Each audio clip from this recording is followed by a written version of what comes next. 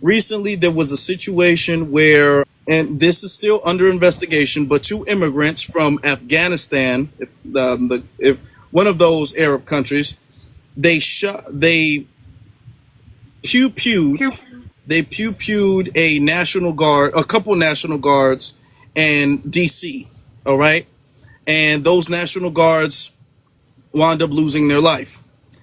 Now, of course, this created mass, you know, attention. Everybody was talking about it. Two national guards, you know, they were unalived, and everybody's talking about it, and everybody already kind of knows Trump's stance on immigration and the immigrants.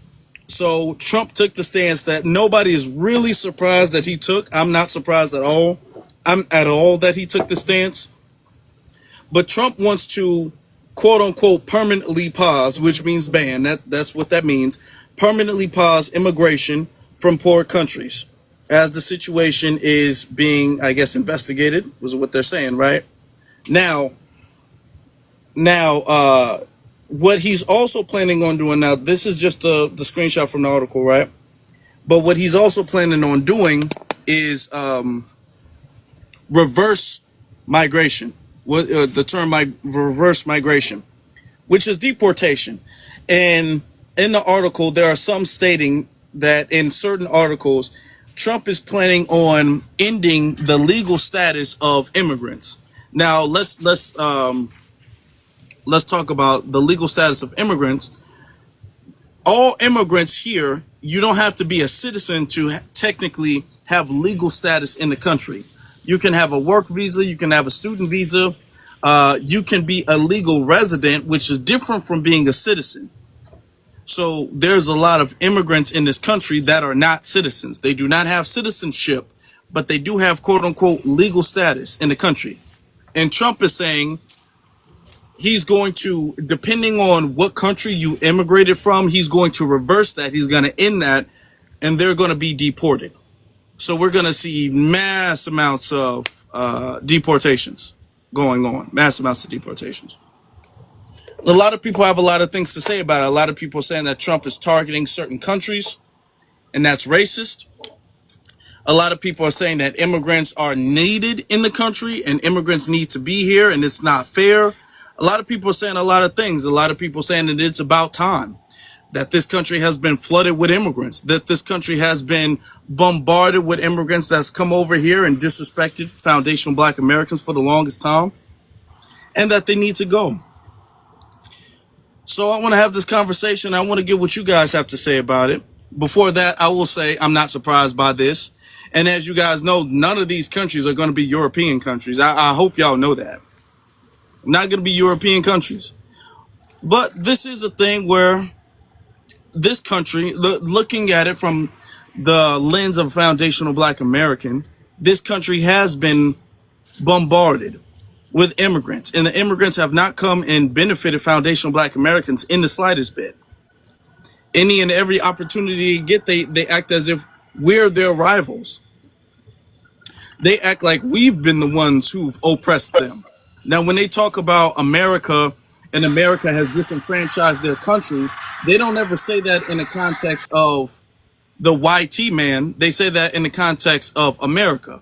But yet the way they treat the YT man is vastly different, vastly better, much more neighborly than they treat us. So with their, like I'm saying, I guess you can say it's unfair. You can, I would agree. But I would also agree that it's not our business. It's not our fight. That's what I would say. I would say we have other things to worry about. I would say that I don't see how the mass deportation of them harms us. I would like to know that. And we've been having this conversation all year long about how deportation is really our fight, how deportation harms us, how deportation does anything except benefit us, okay? I would just like to hear the opposite argument of that. And I'm willing to challenge anybody who is able to come up here and articulate how that is the incorrect way of thinking of things. Anybody. America needs to heal Afro elite. I think there's a gloom over America right now, especially in places like New York. It looks very run down right now. For the most part, I live in the Bronx, right? The further up in the Bronx you go, the cleaner it's supposed to get, right? From the south to the north, it's supposed to get cleaner. But I'm noticing in the North Bronx, where like Jamaicans had a really strong presence, their presence is kind of gone, and African establishments are in places where the Caribbean, specifically the Jamaican establishments, used to be, and it's dirty. Mm. And I'm noticing the Latinos are over in a certain section of the Bronx. They're having a flea market or vending out in the street under the train station, and no cops are harassing them. But Black Americans get harassed if they don't have vendors. Now, I did see a video where they were chasing the Africans downtown or something like that. But for the most part, the Bronx is neglected. AOC is in charge of certain districts, and I really don't see like street sweeping. Thank God they pick up the garbage. But I think adding all those people, and the Bronx is a major hub for our shelter system. So we have one of the most vast shelter systems, but it's only one way into our shelter system. That's through the Bronx. So if people in the South get evicted, they don't have nowhere to go. A lot of them migrate up to New York, and that's why you'll find somebody from Mississippi, Wisconsin, even New Orleans, living in New York. They're coming through the Bronx shelter system, Florida, all those places. I have met people from North Carolina, but then we have the immigrants that come here, and now they're being shoved into the shelter, or now with ICE, they're hiding out in the shelter system. I heard the Mexicans were even damn near causing a riot during a certain period of time when this all kicked off. So the Bronx is just going on a really worse decline, right? Because it's the least gentrified, but now we got all these extras. But then I look at Brooklyn, that looks a little funny. Times Square don't look as vibrant as it used to look either. I'm just tired of everything. I want my old New York back with the other immigrants were pretty much like quiet. It's like an alarm went off, and all the first generation and some of their family and the new migrants are over here thinking they're entitled to certain things as if they're foundational Black Americans. They're not. They're just not good immigrants, not good house guests. And I think that America needs to heal. And how do we do that? We got to get rid of the ones that's causing the problem. There's no reason why we should have people chanting death to America in America. But somebody in the chat room. Oh, okay. There you go. There you go. Um, out, Mac. I want you to stay up because you had a question, and I want to answer your question. But before you answer your question, Halo, are you available? I want you to, go ahead. If Yeah, you. okay. I want to say I'm happy that this happened. I don't feel bad for you. I felt like this is a win for us. And I hope that more. I won't say more harm come your way, but hey, it's helping our delineation movement. So I don't feel no type of way about him Xing y'all out the country. You got big headed. You was talking all that ish. You thought you were bigger than what you are, bigger than the program. And look, bam. You're getting banned from America. So I don't care. I don't care about you. Talk about discrimination, say what you want to say. Um, if he prioritized you over Europeans, I don't care. Don't feel bad at all. This is what you get. This is what you get. And I don't care. And that's all I gotta say. I just don't care. I'm happy actually. All right. Now, we're gonna skip the line a little bit because I want to get to Mac. Mac, you had a question in the chat room, so let's have a mature adult conversation about it. But before we get there, let me ask you real quick where you're from, where your family from, not your parents, your family lineage. New York. Okay, what ethnicity does your family come from? I think it's a mixture of like West African. I don't know, to be honest. I don't know. I don't know. Okay, are you a descendant of American chattel slavery? I'm unsure. We've been in America for my grandma and her at least 3 generations. So I don't know, to be honest. But still People, being You don't. are you Black So American? you 75 don't know. years. Hold on. You don't know either one of your parents' ethnicity. We're Americans. We're live in Well, America I for. mean, what I'm saying is you don't know if they're a descendant of American chattel slavery. You don't know if they're immigrants. Did either of your parents' family immigrate here? Not that I'm aware of. Okay. I guess yeah, they would have to have been. Well, we're gonna move on past that. Y'all take it for what y'all want to take it for. We're gonna move on past that. Now, you had a question. Y'all already know when it start off like that, but you had a question in the chat room, so you can ask your question on the prompt, so we can have a mature conversation about it. Yeah. Well, I guess it wasn't about that prompt. It was about the girl that said she was happy, and that seemed like a lot of y'all agreed, said that she was happy with the way ICE has been moving in this country. Am I correct in saying that you guys are okay with that? The I know lady, she was. I know she was happy. She was smiling ear to ear. But are you okay with that, host? As far why as don't you answer the deportation in prompt general, first? I'm not aware of every single ICE case. But as far as deportation in general, I mean, that, of course, that's just the way America is. That's the way every country has. Every country, there's immigration laws, and there's a deportation process. Yeah. But of course. But the way they're moving, I'm trying to say that it, going into people's homes and just without plainclothes men and cars are not marked, without any warrants, going into neighborhoods and just out of whatever they say, quote unquote, probable cause, the same shit they was doing in New York with the stop and frisk, saying, oh, I believe this guy is illegal for whatever blase they say he is, and snatch him up and then throw him into who knows You where, sound angry. for without any type of court proceedings, between point A being them just sitting in their neighborhood or living room, and point B being some detention facility in El Salvador.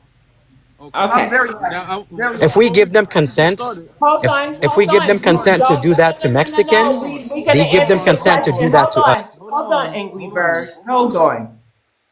Don't start babbling. As a New Yorker, stop and frisk never stopped for Black Americans. It's law enforcement. Honestly, People have broken the law. It's time to go. The way they get out of here, do you say anything about them rolling their kids under barbed wires, hiring coyotes to bring them in here, slam dunking them over the whatever it is at the borders? VX, not you using my talking points. Yeah, I had my Yeah. hand up. So That was what? fine. Mac, How does We're that not affect you? angry. Mac, I We're not brought you up angry. here. We're not angry. Mac, I brought you up here, and you're reluctant to say what you said in the chat room, which caused me to give you the invite to come up here. All right. I said that. I said my exact statement was, if we allow ICE to do what they're doing now, they're gonna do that to us. Okay. That's what I I said. don't think you're allowing. Hold on, You Mike. have a Mac. I watermelon keep saying Mike. It's Mac. in your Mac. That's not Bible. what. You're not Now, us. Mac. BX. Mac. What you said was, do you think they're going to stop at Mexicans? That's what you said. Quote unquote. Exactly. Word for word. That is what you said. And I invited you up here to be all like, okay, well, what do you mean by that? Then you was talking about, well, do you agree with the way they're deporting it? And you went all around. And I said, I brought you here. I opened up by saying, I brought you up here for a reason, because you said something in the chat room, and then you acted as if you didn't know what you said in the chat room to be invited. So that's already our initial interaction. You're already kind of being wishy-washy and disingenuous. Then you're going to say, well, do you think they're going to stop at Mexicans? Well, clearly, no. Mexicans are not the only people being deported. You got El Salvadorians and all of them. You know, it's not only Mexicans, and nor is this for Mexico specifically, nor is Trump talking about his immigration pause specifically for Mexico. And if you're talking about Zizi, the other woman before, Zizi was saying that no, an immigrant is an immigrant. If you're from a foreign nation, you're from a foreign nation. So that's what it is. Now, are you implying that they're going to come after Black Americans? Is that what you were trying to imply with that? Word, ICE, yeah, absolutely. If we give them consent to do it to less than people, like Okay. whoever the lady before this what said that, then that's the consent we give them. Okay, so The Black Panther Party talked Okay, about this too. Weaponized minorities. mute up. They came after us first. That's how I know you're not us. The watermelon's another dead giveaway, and I can tell in your voice, honey, you have some immigration in your background. If you were you knew enough to say stop and frisk. Same thing they did with stop and frisk. So you knew we were always targeted first. But what you don't know, obviously, since you're not of us, right, is that the 13th, 14th, 15th Amendment is for us. We're true Americans. We ain't going nowhere. That's why me Okay. and a Jamaican could commit the same crime and she's getting deported. I'm not, sir. ISIS are coming after me. They're going after your people, not mine. Okay. That leopard ain't gonna eat Okay, my I'm face, done. Go right? Mike, ahead, Mac, Billy. I keep saying Mac. You're saying that ICE is doing things wrong, and if we allow them to do that, they will come after us as Black Americans, right? So you do understand in Mexico, because you mentioned Mexicans by name, you mentioned Mexicans. Do you understand in Mexico they're deporting people in a far more aggressive manner than we do in America? Do you understand that, right? That their agencies and their tactics of deportation is far meaner, far more aggressive, far nastier than what we do in America. You do know that, right? Our litmus test, Mexico. You said what?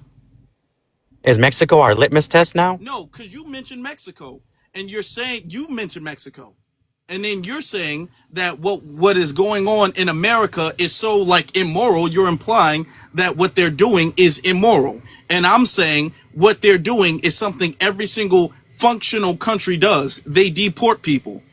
And the way they're doing it in America, despite the fact that you guys are embellishing and gaslighting and even at this point fear mongering, is really not that much so. Okay, Fear mongering. they're going after hotspots where a lot of illegal immigrants are located in and gather around, and they're grabbing them and deporting them. Okay, That's just false. False. If you want to believe that propaganda, then that's you. That's false. believe what propaganda? What propaganda, Mac? They're only targeting areas that they suspect to be hotspots. Really? No, I didn't That's say literally word for word what the I didn't say NYPD used to say. Stop comparing the Still says. immigrants to Black Americans. That's So I what bring you do. Stop comparing the immigrant struggle to Black Americans. They're pushing these immigrants into our area, so of course they're going to come into our areas, sir. All right. Can I give my Hold opinion on, on hold on, Mac. So let me ask you this question: how do you think if you were the president of America, and then I'm going to get to the other part you said, if you were the president of America, how would you deport people? How would you do that?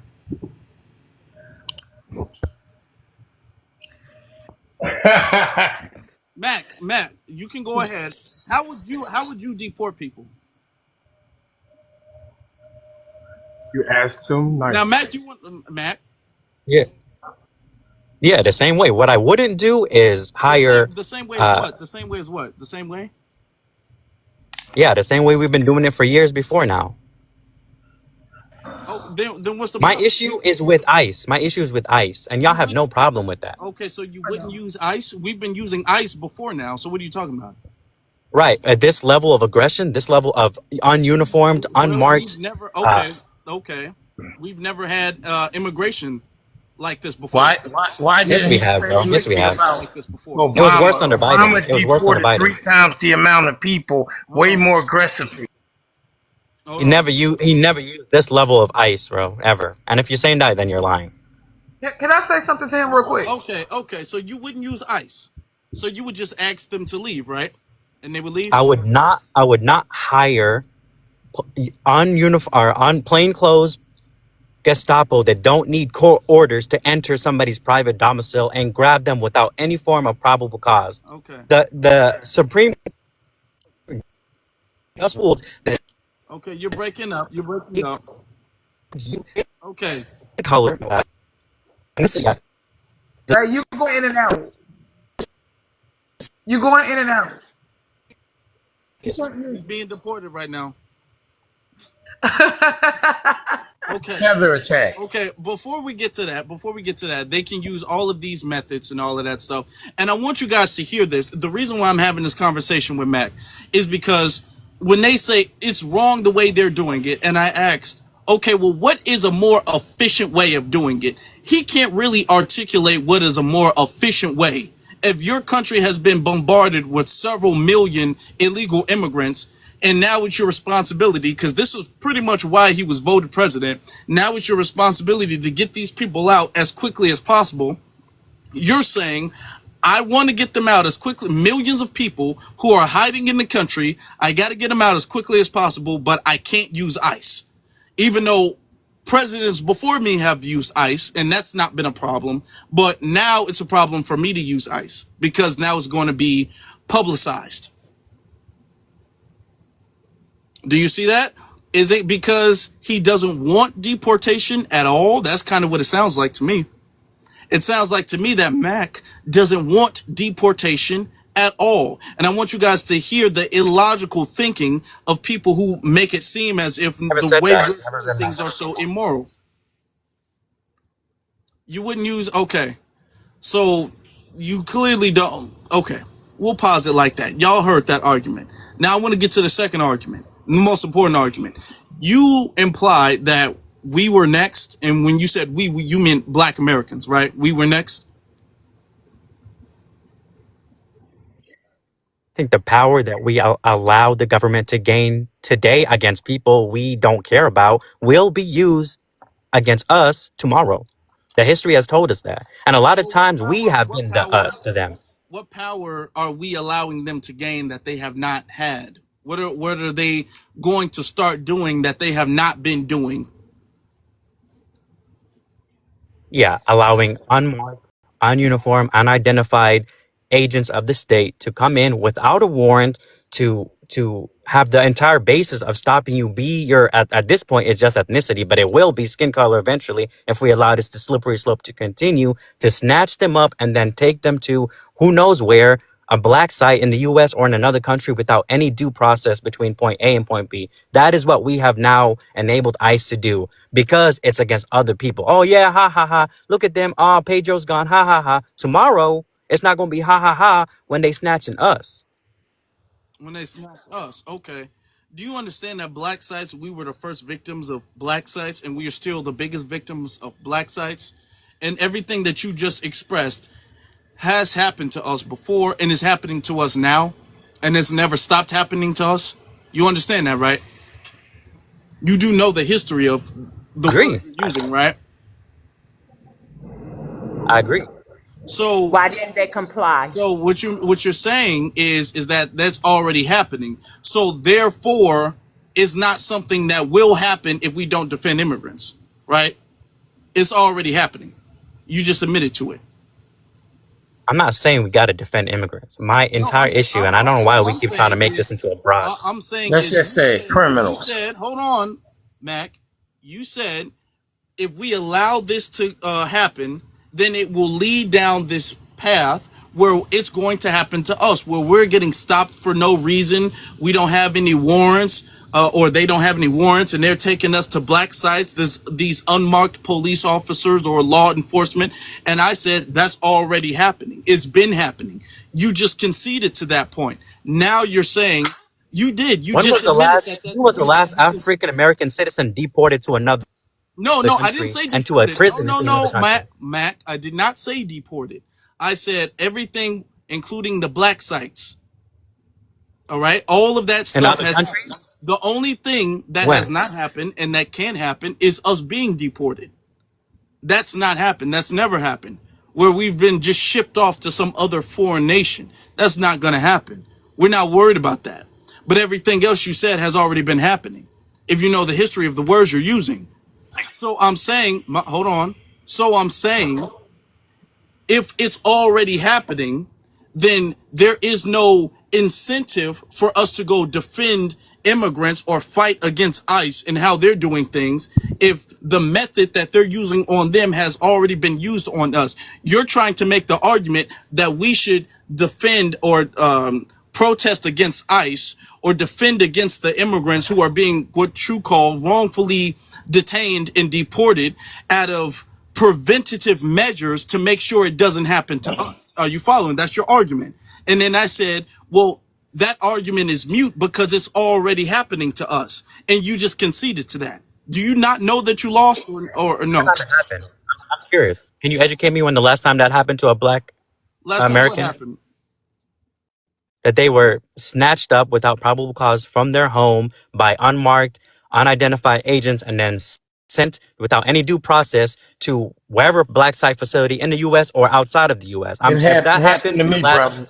5 years, I'd love to hear about it. Brother, it happened to me. I didn't go out of the country, but it happened to me here.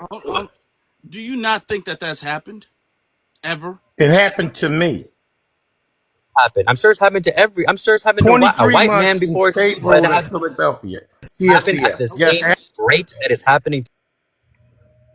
Well, yeah, because this You isn't use local. outliers to This defend is not position. local law We don't enforcement. This care. is federal ICE. This is federal immigration. So it's different. Okay. And right now the country is going through a deportation wave right now because we went through an immigration wave for the last few years. So now we're going through a deportation wave. So that's just what it is. But Can I say something? what you try to do is to scare us into saying if we don't stop this now, it's going to happen to us. And now we've finally, it took us a minute to get here, but we finally admitted that it can't, nothing that stopping ICE is going to do is going to benefit us. All right. Because the methods that ICE is using has already been used against us. It's not as if these immigrants are protecting us from anything. They're just being deported. We can't be deported. So fighting their cause to stay in the country illegally makes no sense for us to do. The method, it's not the deportation. That can never happen to us. I'm talking about the method that we empower them to do. Like I said, the Supreme Court case that happened in June or July that allowed them, that granted ICE federal agents the ability to snatch up people on the probable cause based on ethnicity. That's never happened before. At least not in the past 10 years. Maybe before that, I don't know. But not in the past 10 years. So we What just the, gave them that power. Do you think that police have not been just stopping black people off of ethnicity before? Yes, and I That's talked about always been stop a and frisk. thing. I So did. I talked you're about it. trying to make it seem as if there's this new danger looming if we don't prevent this thing from happening. And what I keep establishing to you is that this danger that you're trying to warn us about has already existed in this country and we've been facing it. Now it's just the first time everybody else is facing this danger that we've already been facing. So you can't scare us with something we've been dealing with and fighting it. right. Seen it. I seen it. The stop and frisk. You think them Haitians was with, and at least in New York, I don't know where else in California, wherever, but the Haitians was out when there was crackdown on the stop and frisk when they overturned it and made it illegal. The Puerto Ricans was out there with us. It wasn't just a black struggle to stop and frisk in New York. This was a multi-rate, and I don't even talk about them other guys because those guys were just performative. But there was out. The Haitians was in the streets, bro, like getting snatched up too, and they didn't have to be. When was But they this? were. Sorry, Why? hold on. I'm from New York. What did you say? Who was being snatched up? Them Haitians and the Puerto Ricans. At When? least the Queens. I seen it. In When? the Bronx, I seen it. When? I have yet to see it, sir. And Yeah, well, it's gone now. hold on. We're even finding out that some of those Haitians have been lying about it. The videos that's going around has been a lie. Right. Nah, I don't believe So that. The let me stop and tell you frisk about New wasn't York. just New Go York. on I mute. don't care though. I Go don't on care mute. what happened to the people. I just don't. Go ahead, Halo, and then I'll respond What about we New York. need, Like, as hold long as on. they make it home safely, who cares? They Here- going home. What does that matter? You know I what don't they care tell if somebody you in the might have a military? beef. Here's Get what we're everybody gonna and do. let Hold God on, sort them everybody. out. Pause. We're gonna allow everybody to be fair. We're gonna allow everybody to go ahead and speak. Mac, I appreciate you coming up here and having this conversation. I ain't gonna drop you down, but I will Word. say we are gonna have to move on, and we're gonna agree to disagree. But my biggest thing is we can argue back and forth about the methodologies that ICE is using, and if it's too excessive or not. If they're being too aggressive with their method of deportation or detaining people, we can argue up and down about that. But what cannot be argued is that if we don't stop them now, it's going to happen to us next. That's where I put the line. That's where I draw the line. That's why I say, okay, well, we're not going to even entertain that fallacy. We're not even going to entertain that threat of if we don't stop ICE now, if we allow them to do it, then it's going to happen to us. No. Let me put that down. Let me stop that. Now, if you can disagree with how ICE is handling things about being unmarked or whatever the case is, there's a debate about that. All right. But we can't debate that if we don't, we're next. I don't like the we're next fear mongering that you were doing in the chat room. And we just established, we've established and met a middle ground that is fear mongering. And because of that, we're going to move on. Afro, can I say something before we move on? Word, word, word. The deportations was not what I said. I talked about the ICE. That's the. But we Okay, also so No, I'm there gonna was say moving this. don't do on. that. I'm Don't gonna do say that. this. Don't Hold do on, that. y'all.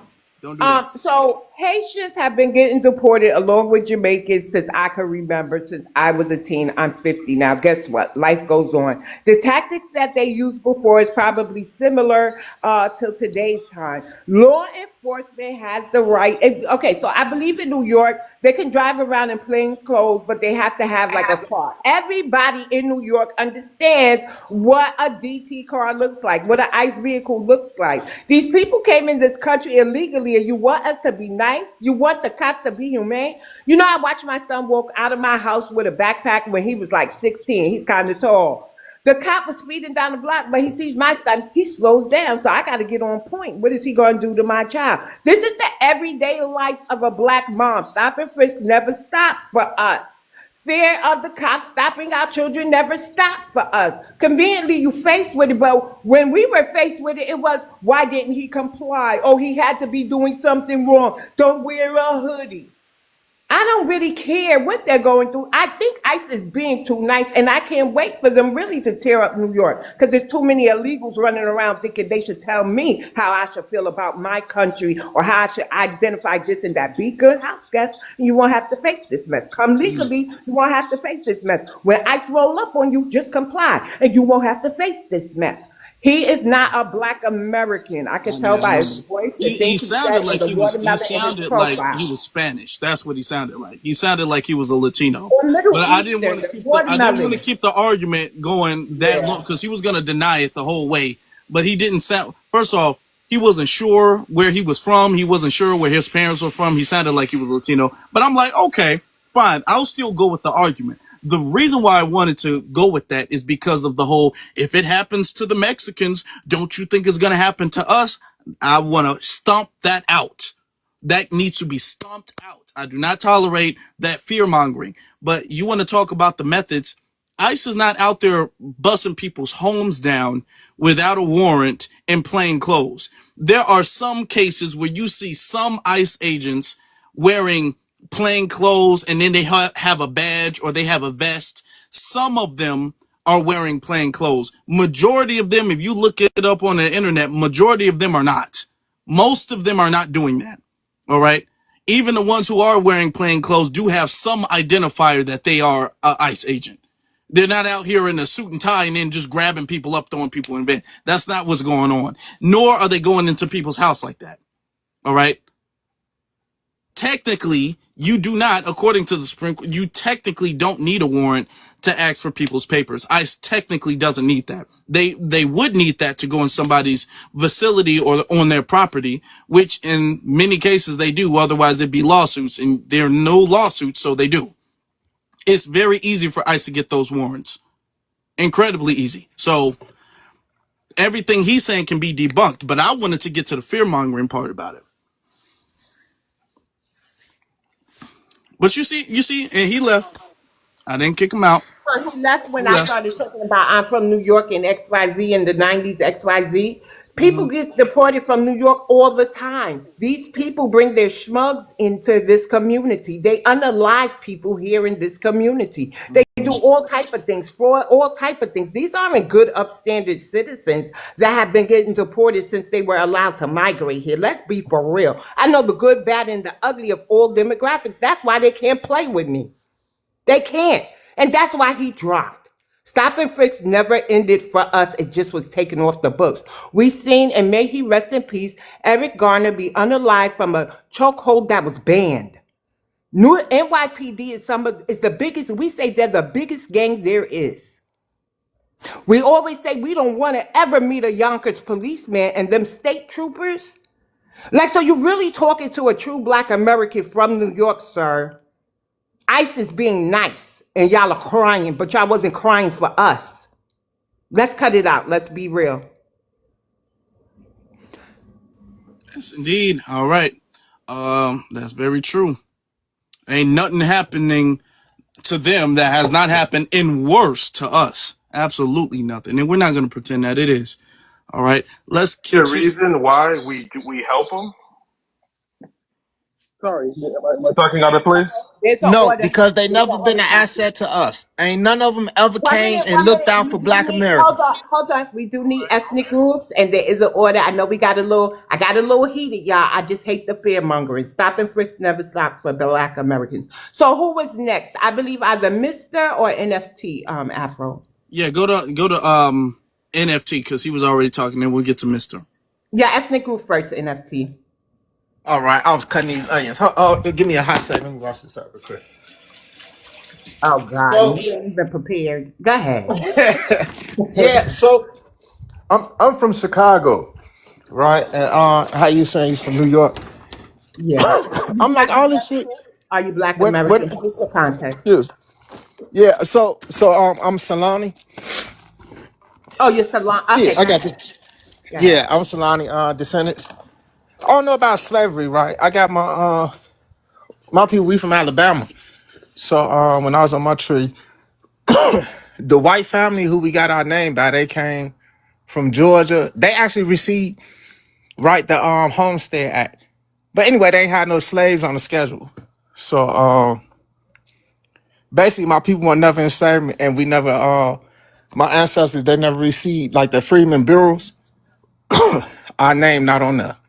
So but anyway, I'm going back there. So my people we settled Alabama at around the Seminoles and all that. Now, with the treatment of it, right? I find it funny that everybody like, well, look how ICE treating them. Look how ICE treating them. But they look over the fact, okay, excuse me. Never in my life, right, have I seen the local and the state disobey the feds, right? Immigration is a federal thing, right? So these is federal laws. Never have I seen where the local police and the state and the governors, mayors and governors saying, we not finna enforce federal laws. Right? We not gonna do it and telling them to stand down. All the shit we ain't been through. Black Americans, Solanis, right? All the shit we ain't been through. And then all the immigrants, right? I'm from Chicago. Every damn near black neighborhood, goddamn it, it's like the UN. You feel me? Even the Venezuelans, they sent them, they brought them to the black community. Like a third of Chicago is Latino and Hispanics. Speak Spanish. Right? So I just found it funny how motherfuckers just pick and choose on what they want to. And then on that, we always had open hands, open hearts. Right? The thing is they need us now. Right? They in Pereira and they need us and they wonder why we ain't coming for them. But they whole time over here, they never been an asset. Right? And the only time they fuck with us is when we winning. Y'all really believe that's true? That's not true. Just like, Mister, oh Mister no. Turn, don't do that. An order here, sir. Come on, You because you can kind of. land NFT. You can I want land to. I NFT. want to let you know you lose the argument before you even start when you don't show decorum in the live. So you know. All right. But NFT, he's finishing his statement, and then we're gonna move on. Yeah, I was just landing the plane that. And with the permanent pause, I don't believe that don't hurt the black community. And I don't think we benefit from their time being here. So my position on it has always been neutral. All right. Well, as a Chicago brother, I appreciate that. Thank you. This man is cooking up some onions, and he busy right now, so let's let him get back to it. But I appreciate that, and that's true. We've had a very warm, open heart for them, and we have not seen that reciprocated. We haven't. Let's get to Mister Ether. Afro, what up, BX? What's going on, bro? Uh, Hey. I think I got an echo going on. Okay, all right, it's fine. So before I say anything, may I just say to the chat here, we got 30K likes, but it's like 300 people in here. I think we can get 100,000 likes very easily with everybody in here. I agree. Just saying. Yeah, I yeah, agree. I Yeah, think so. everybody, let's tap the screen. Get as many people in here as possible. Everybody, come on, tap, tap, tap, tap. And if you're Yeah, and on share it. listening, hit that like button. Yep, share it too. Share it with your friends. Because Afro and BX, they work hard up here. Um, I'll just start off by this whole thing about the Gestapo. It's not that serious. What's happening to these immigrants aren't really all that serious on our end. Okay, I'll say that. Now, what happens to them when they leave America? We ain't got no control over that. That one Sierra Leonean woman who got dragged over there in Ghana, that was out of our hands. Okay, so that's not us. That's not the Gestapo. Okay, the Gestapo, their job is to actually not only identify and arrest, certain people, but they also were to delete those people as well. These immigrants are not really being, deleted. So I don't know why people keep making that comparison. Also, the Gestapo, they operated, they didn't need any warrants, or they didn't need, any judicial oversight or any trials. But ICE is actually working within the confines of the Constitution, and they do work with warrants and things like that. So they're not really trampling nobody's rights. If you're illegal, that means you're breaking the law. So it's, we gotta identify people who break the law. That's just simple, right? As far as how, if we should support them or not, well, I think we should support the immigrants just as much as they supported us. So um, Agree with that. yeah, I think that I look at the support Obama gave us, Kamala, you got Candace Owens and Myron Gaines and Neri Martinez and all of them. I think we should give them the same amount of support. I think that would be fair. Why not? Also, you know what? I've been hearing all this, Tom, that immigrants are just so qualified, and you know, and they work so hard, and they built America, they're the foundation and everything. So I think that since they're being treated so terribly by America, then they should just up and leave and take all of their talents with them. I think that they're overqualified to be in America. They have all the talents, right? They are the cultural center. They built New York. They did so much. So since they're being treated so badly, and they do have another homeland to go to, why not just take your talents there? But as Black Americans, we cannot be deported. They've been trying to deport us or get us to leave since slavery, since the American Colonization Society. And all they've been able to do was try to convince us to go to Africa willingly, like Liberia and stuff. Uh, and that's when they had the most control over the black population, during slavery. So there's no way that they can force us. We're not next, okay? We're the ones who told them that they're next. So when we said that, hey, y'all see what they're doing to us, all of these unarmed, innocent black people being harmed and deleted, a lot of them by fellow immigrants like Zimmerman and Yanez. We didn't get any support. And matter of fact, we got a bunch of people like Vivek and Dinesh D'Souza actually co-signing it and justifying it, and I think I really don't appreciate people just, bringing this, putting all this on us as black people, no one's really going to the dominant society and putting all this stuff on them. So, I think that, oh, one last thing, they people like to make this argument about why we need immigrants, particularly Mexicans, and it's always uh, either I guess they try to claim indigenous, or that nobody else is going to do the work that they do. And I just want to first say this: the Mexicans, For the most part, the ones who come over here, they weren't even indigenous in Mexico.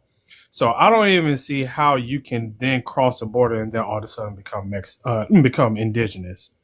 That doesn't make sense. And last point here, I was talking to a fella earlier today, and he was just saying, "Hey, ain't nobody else going. Who am I going to get to load my trucks? Who am I going to get to pick my strawberries and all this stuff like that?"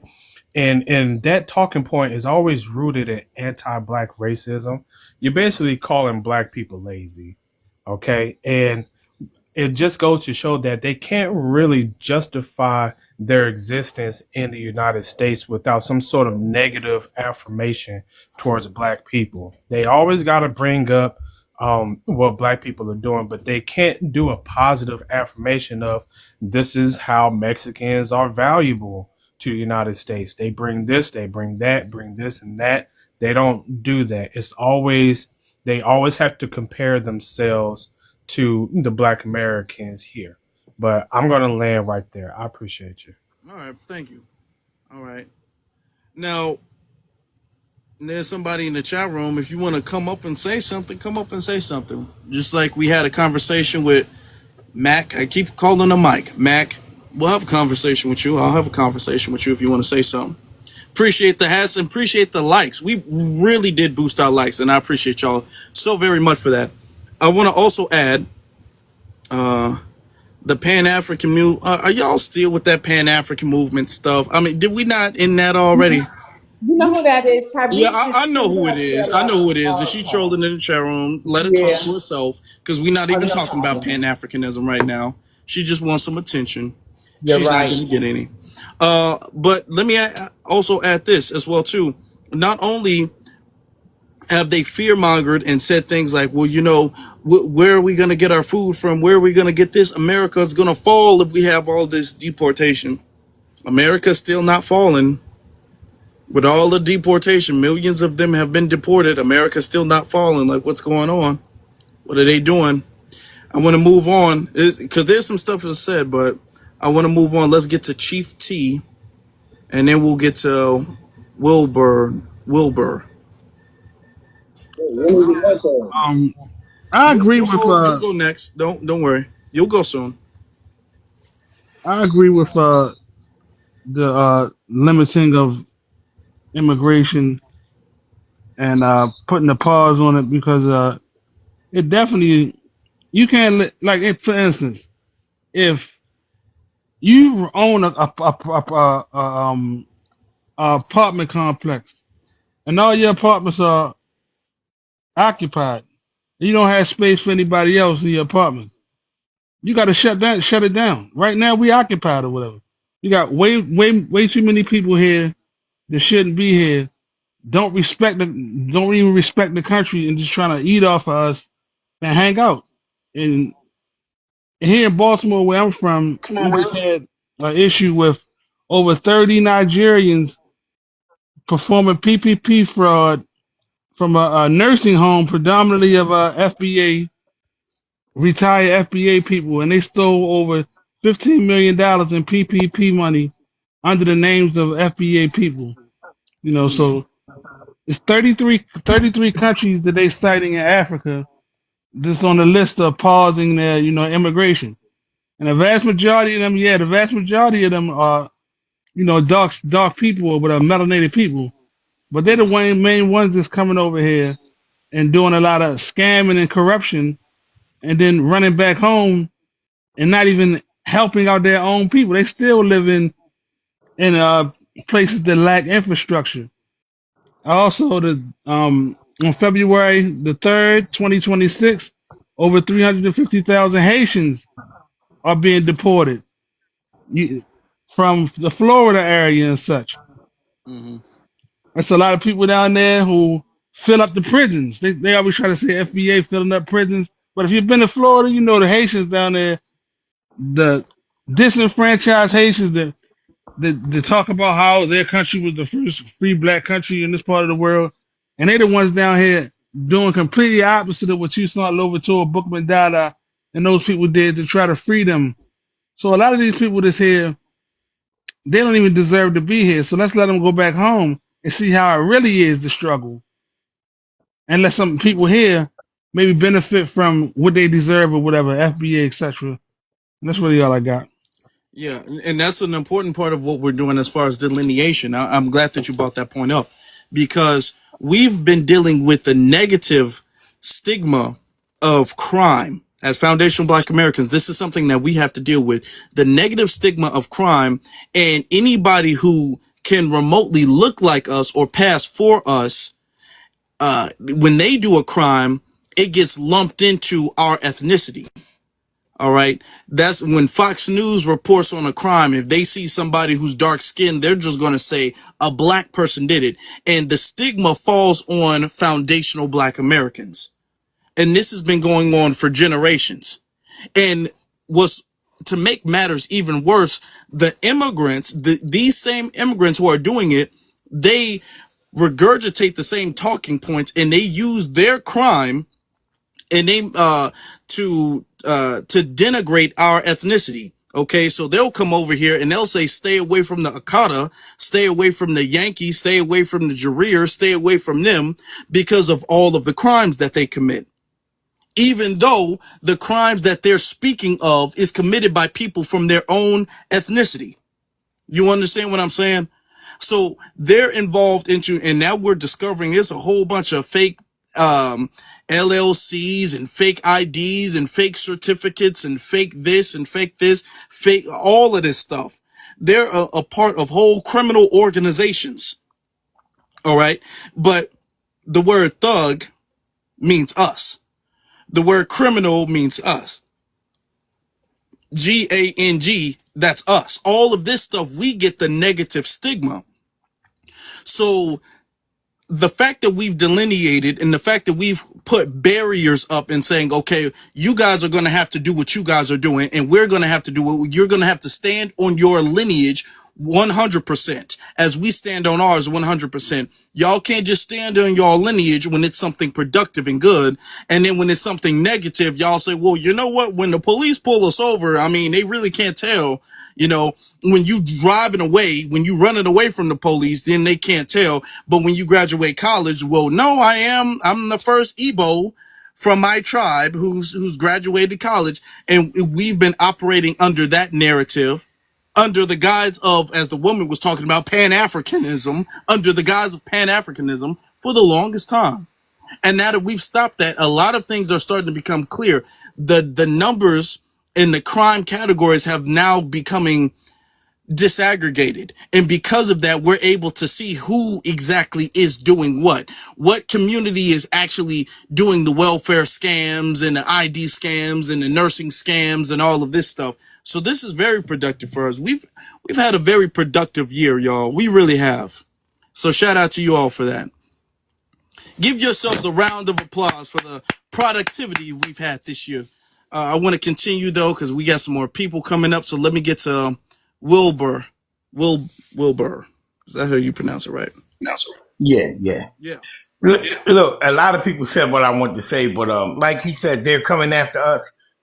We're still the number one target, but nobody, the same people that when we get injustice, like I said, it happened to me already. I did 23 months. And then when it came out, it was a white man they was looking for. You understand what I'm saying? There was nobody caping for me. No, you should have complied. I heard all this other stuff. I was called derogatory names. People, oh, he probably did something. You understand what I'm saying? Nobody cared. Yeah. This been going, and you got one man he's 90 years old just getting out. Nobody cares. They don't even pay you out no more. You understand? A lot of states, they don't give you anything. I didn't get any money. Well, but these people they say derogatory things about us. They're in our communities committing crime. They got these damn shops selling drugs openly. Nobody's doing anything. It's I'm like, we need the Gestapo. You understand what I'm saying? I was in the DR and I seen what they do to Haitians when they ride around with the truck with a cage, look like you put monkeys in it. If you're dark skinned, they throw you in there and just haul you off and beat you. And that's it. Nobody say anything. And these same people that's complaining do the same thing in their country and worse.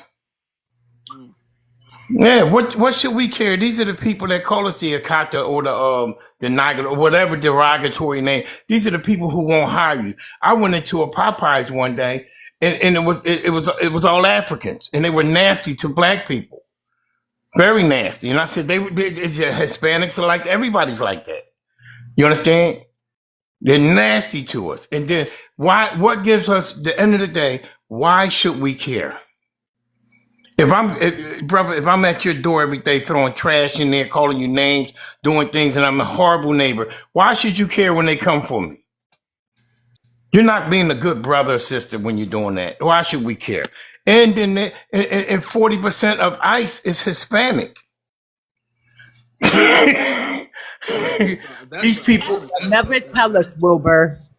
They'll huh? never tell us. That's something they'll never tell us or never admit. 40, And how but many listen, Latinos voted for Trump? a But lot they of over us here work. A lot of voting. us work with the system. I'm not going to say who do what, but a lot of us work with the system. That's not us. That's them. They're targeting their own people.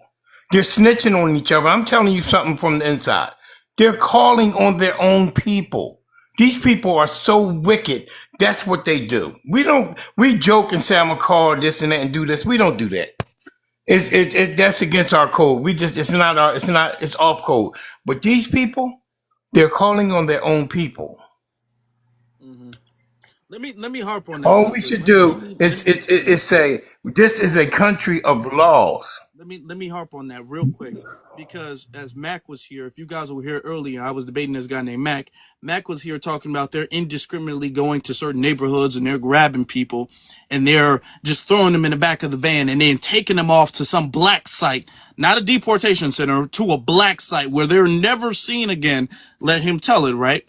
But and then when I said, these people are actually going to target the sites, he's like, no, they're not. No, they are. They are. ICE would have so little efficiency if they were just indiscriminately running around grabbing any and everybody. No, they know who they're targeting. They know who to get. They know where to go. I want you to understand they've been here. ICE has been here for a long time. This is the federal government. Okay. They know exactly where the illegals are. The people, us as citizens who live here, we know where the illegals are. We know who's citizen, and we don't even ask anybody. And you can already tell, yeah, that person's probably not legally supposed to be here. We already know. That's just how in the loop we are. So, of course, they know. And the problem they have is they snitch on each other. They're out here snitching on each other. They get anonymous tips and all of that stuff. So when they go in the factory, notice how you've never seen a story of ICE going in the factory then coming out with nobody. They go in a factory and they come out with 300 people. You don't think they got a tip? You don't think they know what they're doing? You think it was just random? They just rolled the dice and said, okay, we're going to go in that Toyota factory and they grab 300 people. You think it works like that? No, they know where they are. So they're not indiscriminately just going and randomly picking people up. It would be ineffective for them to do that. They would waste so much money picking people up than having to let people go. And the lawsuits would be out of this world. So they know what they're doing. What you just said just reminded me of that. They deported Koreans. The Koreans were illegals. We're not putting anything on any specific people. These Koreans were not legal. We said illegal immigrants. For you guys are the ones trying to center Mexicans. That's y'all. Y'all the ones trying to center Mexicans. When we say illegal immigrants, we're talking about people from another country. I got to say it slow. People from another country who are in this country illegally. All right. That does not only mean Mexicans. You guys are the ones trying to censor Mexicans, okay? So that's y'all.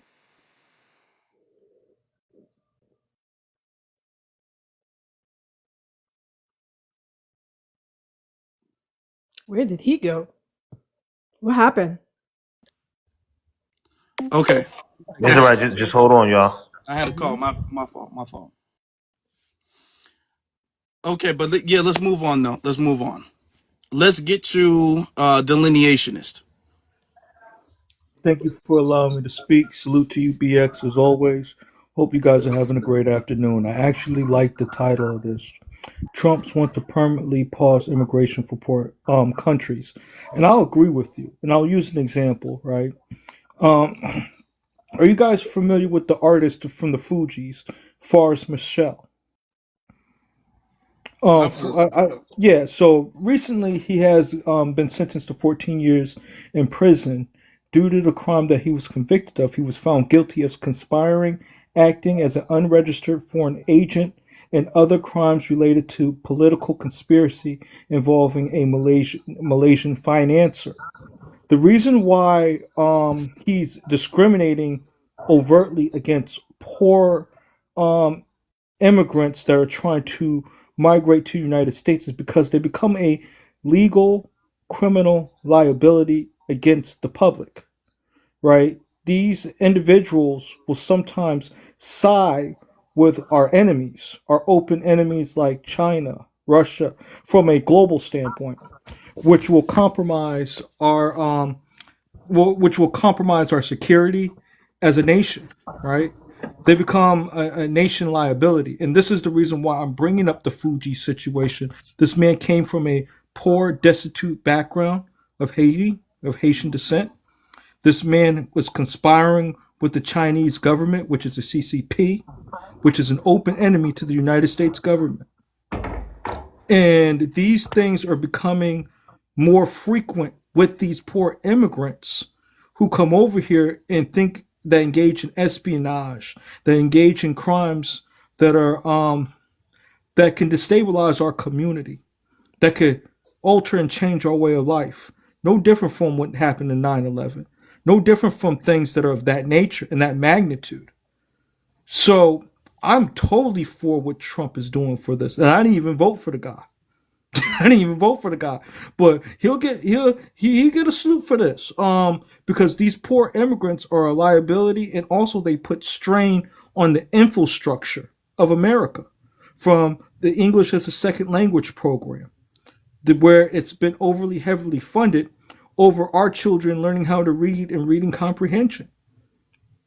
From the scholarships, grants, housing, they're putting a strain on the system itself. That's why we should not take the poor.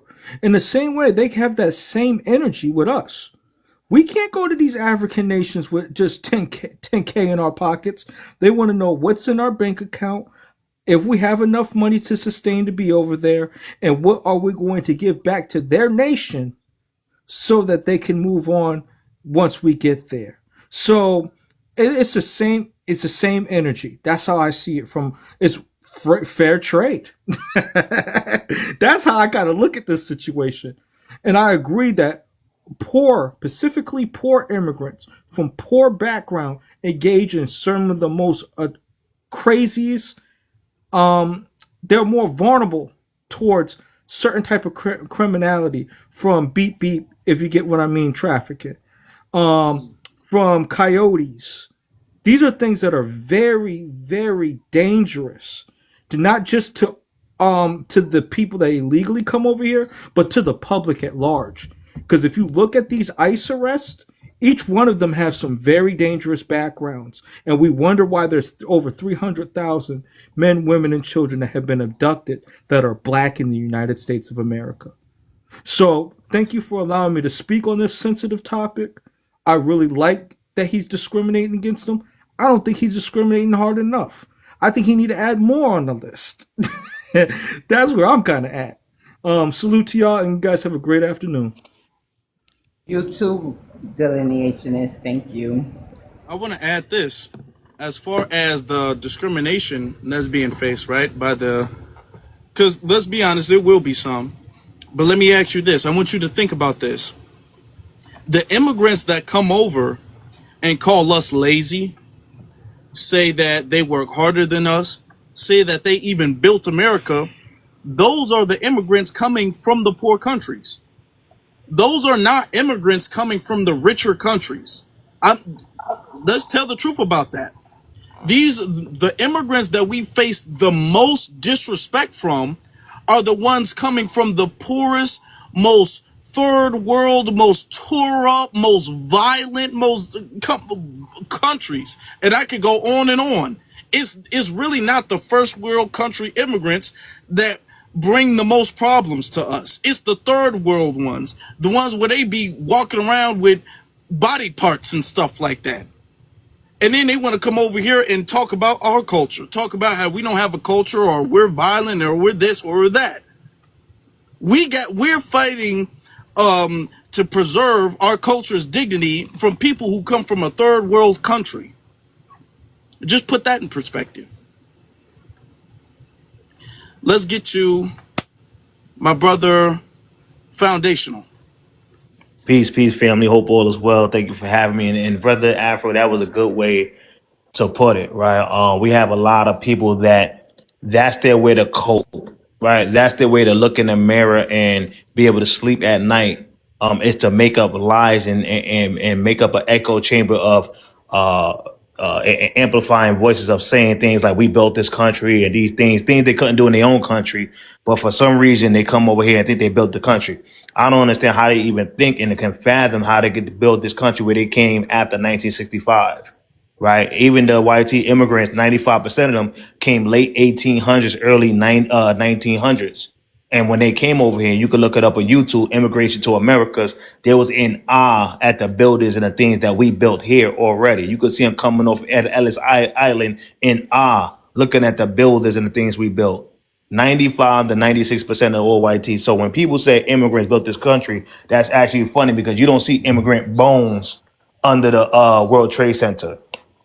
That league that was built in Brooklyn that they built projects on top of, it wasn't called Immigrant League, it was called Negro League, right? The rebellion wasn't called the immigrant rebellion, it's called the New York Slave Rebellion, right? And I could go all throughout history when it come down to us being here, where these people try to impose themselves and their will into our history because they were trying to cope with the fact that they failed and they fled their country. So what we got going on right now is this is like an ex-girlfriend and ex-boyfriend situation, right? You know how an ex-boyfriend and ex-girlfriend they was riding around in your car, they was living in your house, have keys to the house, right? The house is our land right here. Riding around in the car is our culture. They were benefiting and without putting in the work on an ethnic scale, on a global scale. We had the global acceptance, the global acknowledgement, and the global acceptance, right? And so the fact that they've been riding off our coattails, and we finally draw a line and say, you know what, we're kicking you out the house. We're no longer going to be involved with y'all no more. Now they're bare naked outside, and that's what's going on. That's what delineation is they're them being bare naked outside. We taking our keys back. We taking the keys to the house, taking the keys to the car. We taking the keys to everything. And now the world is looking like them like, who are y'all? Who are you? Because when you go around the world globally and you ask, what's an Iwe? What's a Igbo? What's a Yoruba? People gonna be like, what the hell is that? But you ask what's a black American, they're going to give you a grocery list of all the history and the things we've done on a global scale. And that's what's scary, family. This is why there's a constant fight on a day-to-day basis. This is why they constantly coming on panels and fighting every time. This is why it's a fight for them to tag themselves into our culture and our history, because they want to have a piece of feeling like they have something or a part of this land. I'm hearing all kinds of things all of a sudden. The IET empire. What else I'm hearing? I'm hearing, some immigrants helped out with the civil rights because he was playing the drums. So just because he was playing the drums and marching down, he was a pioneer in the civil rights. So I'm hearing all kinds of silly things nowadays just to try to cope with the fact that they didn't do nothing in their homeland. Now they're trying to tie themselves. So the simple fact what Trump is doing now is a good thing, because we got to understand that the Democratic Party, and it's all tied together, because I always say the prerequisite for an immigrant to become a United States citizen is to be anti-Black American and side with the white T. And so the Democratic Party knew we was voting blue, I don't care who, for a little while. And as soon as we started waking up, they said, we got to flood the gates with immigrants. We got to flood the gates with these illegal immigrants and have a speedy way of making them become citizens, because we can't have them actually asking for tangibles. We want to continue to put the carrot in front of the treadmill and for another 200 years, because they said for 200 plus years they was going to get our blue, I don't care who vote. That's what they wanted. So the fact that we started waking up and said, hold on, we need tangibles, we need actual things, we need actual things within our community, that was a problem. So they tried to flood the gates, family. They tried to flood the gates with immigrants strategically in New York and Chicago and Detroit, because they knew if they would have did that in one of these YT areas, it'll be January 6th in 24 hours. Yeah. But they did it strategically in our areas because they know, right, we have the voting power. So now this is what they're doing now. We got to understand, Democratic Party always been about immigrants. This is not nothing new. They just coded it, right? They coded it under urban communities. They coded it under POC. They coded it under minorities, right? To try to make you think it's about you. And we wonder, hold on, we've been saying this for a long time. We're not getting no benefits, but everybody else getting benefits. And then when we start waking up to that, now they removed the veil, and now they're saying it straight up with their chest in the air. This is about immigrants. They're letting you know. Right. And so what Trump is doing, listen, I'm not against it. And I'm even on, because we're not going to let the YT South Africans fly neither. They're going to get it too. We're going to be on them. We're going to make them very uncomfortable. Because yes, he making sure none of those people come in, but he making sure he put his YT people in first class, and we're gonna make sure they're very uncomfortable here. Because they think they're gonna do us like they do the Africans. We're not docile like the Africans over there in South Africa. We don't play that game. So we're gonna make them very uncomfortable with, I promise you. But I'll land on that. I'll go more later. Thank you, brother. I appreciate it. Oh, thank you. If these white South, Matt, just the oxymoron of saying a white South African, just the oxymoron of saying that, just putting that in one term is just crazy. But if these white South Africans think that they're going to come over here and this is going to be apartheid 2.0, they have a totally different thing coming. It's going to be a lot better. It's going to be a lot smoother for them if they would have stayed where they were, because they're going to come over here and this is going to be hell for them in comparison to what it was before. I'm trying to tell them, but hey, okay, they're going to find out. Wait, Afro, America, are you talking about the not the same. YT African, the Boers? Isn't that their technical Yeah, I name? think technically Yeah, they the are boys. called the Yeah. Boers, Okay, right? so you're saying the Boers are going to have a hard time here? Yeah. Oh yeah. Yep. Why do y'all think that? Because they're socialized and conditioned to have this overseer slave master mentality over black people. That's what that's what they you got to think, some of them have grown up there. Elon Musk and all of them, they've been socialized to feel as if they are superior, racially superior to other people. And when they come over here, they're going to understand that this is not Jim Crow, where if a YT person looks at you, you got to look the other way. You can't look them in the eye. You got to cross the street. You got to say yes, sir, and That's okay. because Donald Trump is a fake orange man with a spray tan looking like a scoop can. Oh, and look at the one who got to shut up for a moment. There's an order up here. Don't come up here acting all Okay, unruly. yeah, Stay on your mic. Dick kind of Stay on your mic. Foundational, I had to remove you because for whatever reason you said something that violated the guidelines. So I don't know what foundational said that violated the guidelines. So you're just gonna have to be careful. The Afrikaners? Okay. So you said something that I wanted to kind of piggyback on. He could probably come up in how long? 10 minutes? Yeah, Afro? just wait for a little bit. Okay. So I just want to say this. When I hear an African get on this panel and talk about they are black African, they are black this, they are black that, I be looking at them, or I even ask them, why y'all conforming? You're African. What else would you be? Like, you don't have to say black in front of African, and nor should you say a white African. Like, it's just the amazing of the weakness of them to come over here and then think they could exert some dominance over us. I think they turn mad. Mm. Yep. You're right. We're not Yep. black. Let's get to Queen Dee. Go ahead. Hey, Afro, real For quick. years, for I'm years, I sorry, was Queen. talking to people. I'm sorry, He Queen. just One told me to sec. talk. Oh, everybody can't talk. One moment. I'm sorry. I'm just trying to correct something. I think you're not allowed to say the T word, the president's name. I Oh, think okay. I think that's because I've seen some people get strikes off of that. by So saying by saying the Well, you president's can say name? DT. Yeah, yeah, DT. Okay. yeah, I Did you say really the don't. president's name?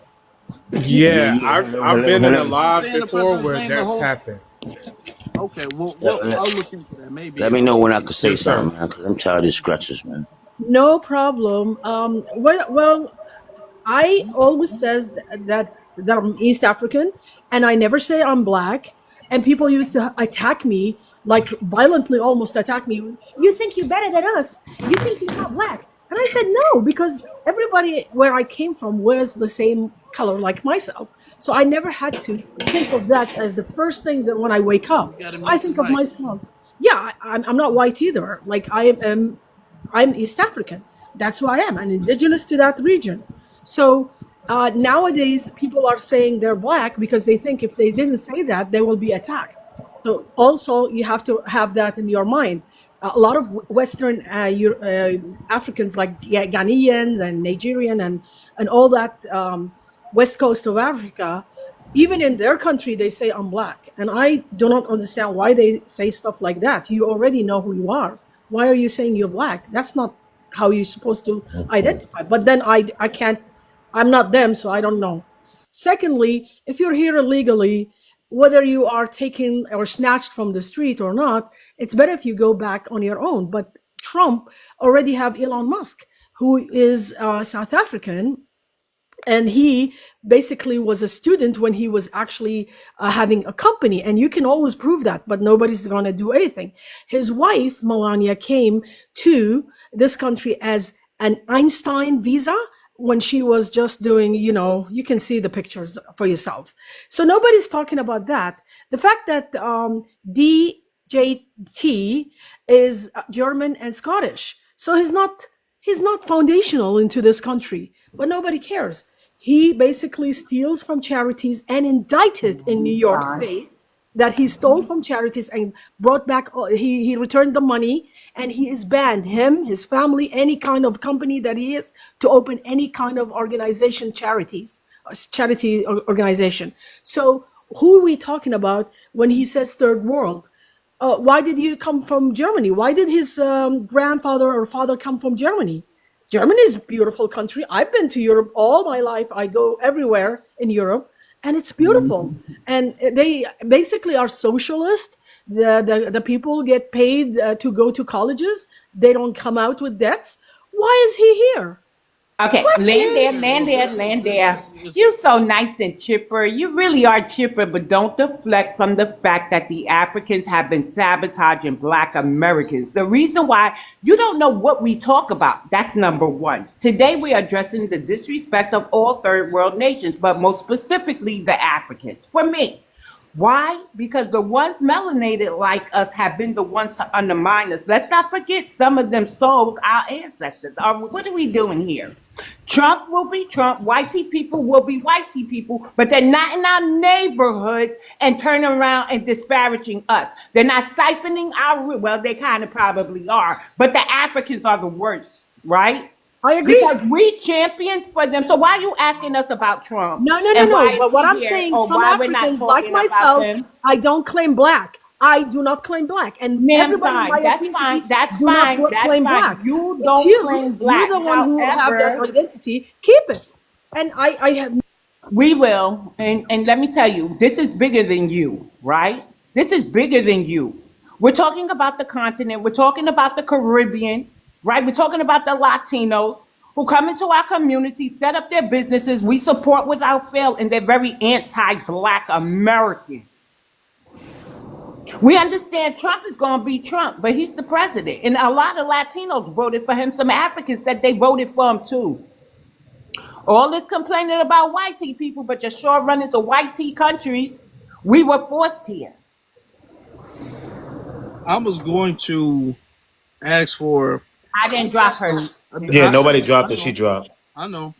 Um, I want you guys to understand when we let people speak, and I was going to ask for a little bit of elaboration because, to be totally honest, I didn't get where she was going. She made three different arguments. She was talking real fast.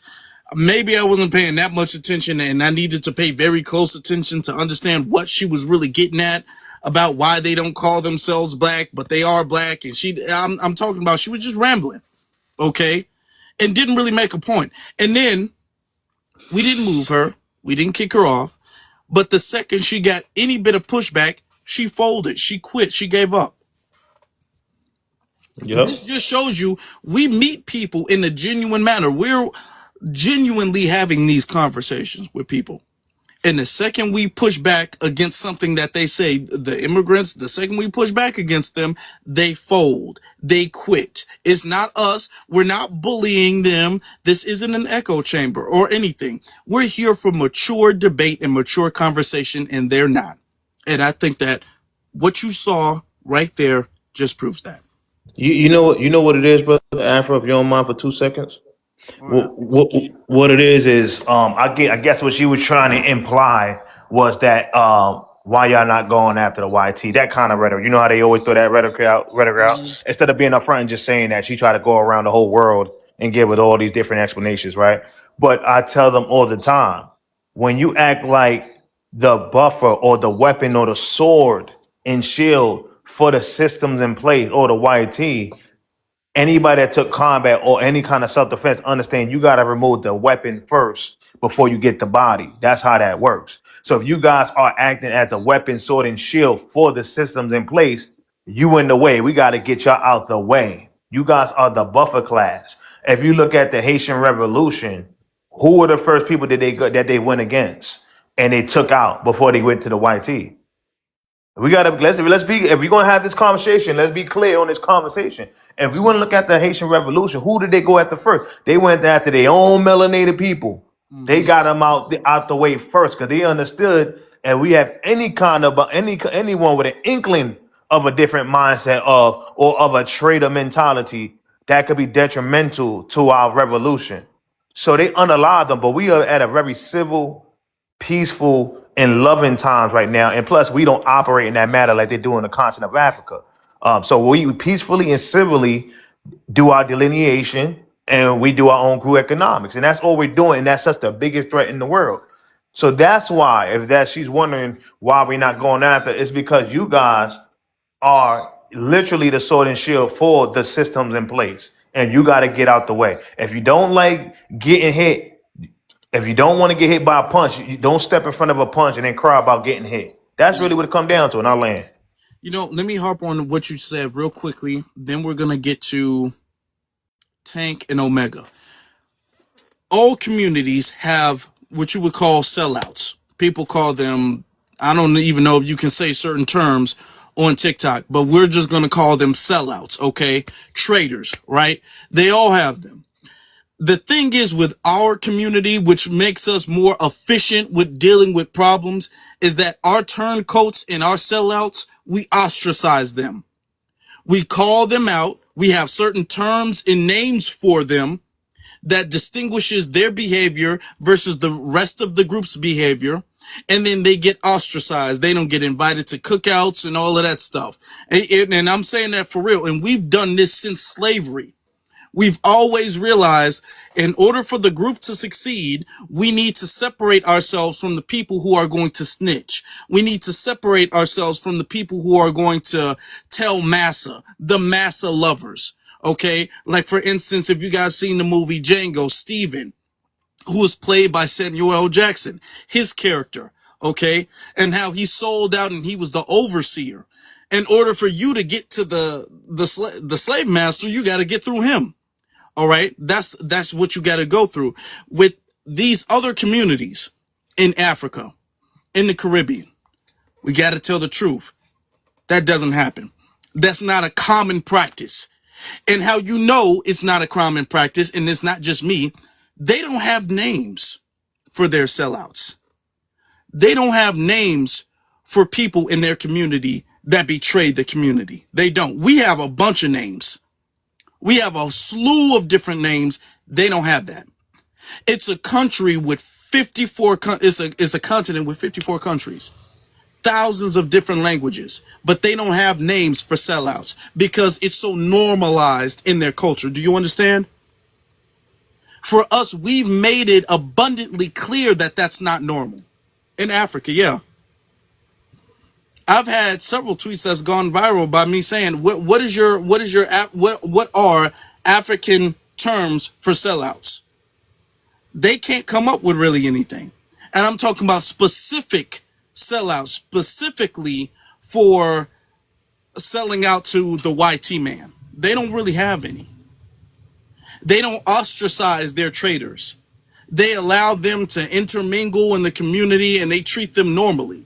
They normalize that behavior. That behavior is not ostracized. And the problem with that is that that behavior is corrosive and contagious and affects the rest of the group if you allow it to be normalized. We, as foundational Black Americans, have been the only people in the world, and I'm not just talking about Africa, the Caribbean. I'm talking about from Africa, the Caribbean, to Asia, to Europe, to everywhere you can think of. Everybody, we are the only people in the world who said that that's not normal, and we're not going to normalize that type of behavior. Everybody else has conceded.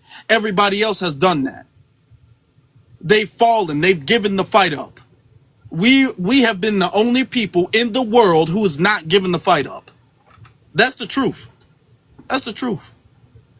And we're gonna move on, but before we do that, can we get to 100,000 likes? We're very close. We are very, very close. So let's please get to If I 100,000 could say likes. that. There's 294 people in the room. Tap, tap, tap. Every time you remember, because I know you're going to rest your little thumb or finger there, just tap, tap, tap. Also, share the live out. Let's get another round of perspectives. I'm pretty sure we're about to wind down soon, but we probably got time to rotate the panel one more time, Yeah, Afro. we probably do. I like this And conversation. and I'm not saying that there's not one or two names. I already admitted that there were one or two names, but I'm talking about among thousands of languages, there should be tens of thousands of names, and there's not. You all have more disparaging names towards us as Americans than you do towards your traders. There's more slurs and things that you all make towards us. And we see that in your behavior when you come over here. There's more anger and vitriol towards us than there are towards the European Americans. We see it. Come on, don't act like we don't know. And by you not being honest and transparent about it means that you are not mature enough to fix the problem. And that's your problem. That's not our problem. You know We're what not I going to hold told our breath for it either.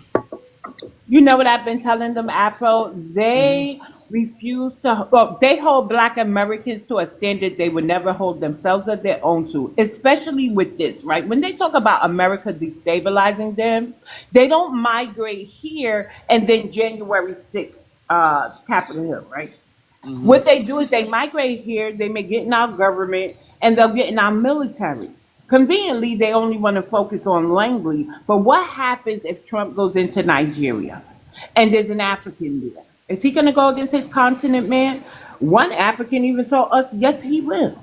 Like, that's be the dumb issue we be talking about. Y'all are really sellouts to your people, and they come here. You are the white tea man, the white tea man, the white tea man. You are like the white tea man. They called me a white tea girl because I got European in my blood. I said, oh well, I guess I'm just gonna be the most undeportable white tea girl there ever is. Like you can't make me feel bad for something your people did to my ancestors. You can't make me feel bad for being a product from that. You should be ashamed. And I think they really are. And we coddled them so much that they feel emboldened. I think we should have never talked to them, but hindsight is 2020. But as I was saying, they'll never hold themselves to a standard. They join our military, that's destabilizing them, so they say, and our government. But instead of undermining the white tea, they undermine us.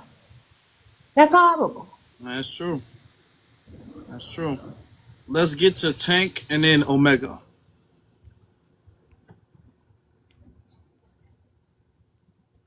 Tank, you got it. You got it.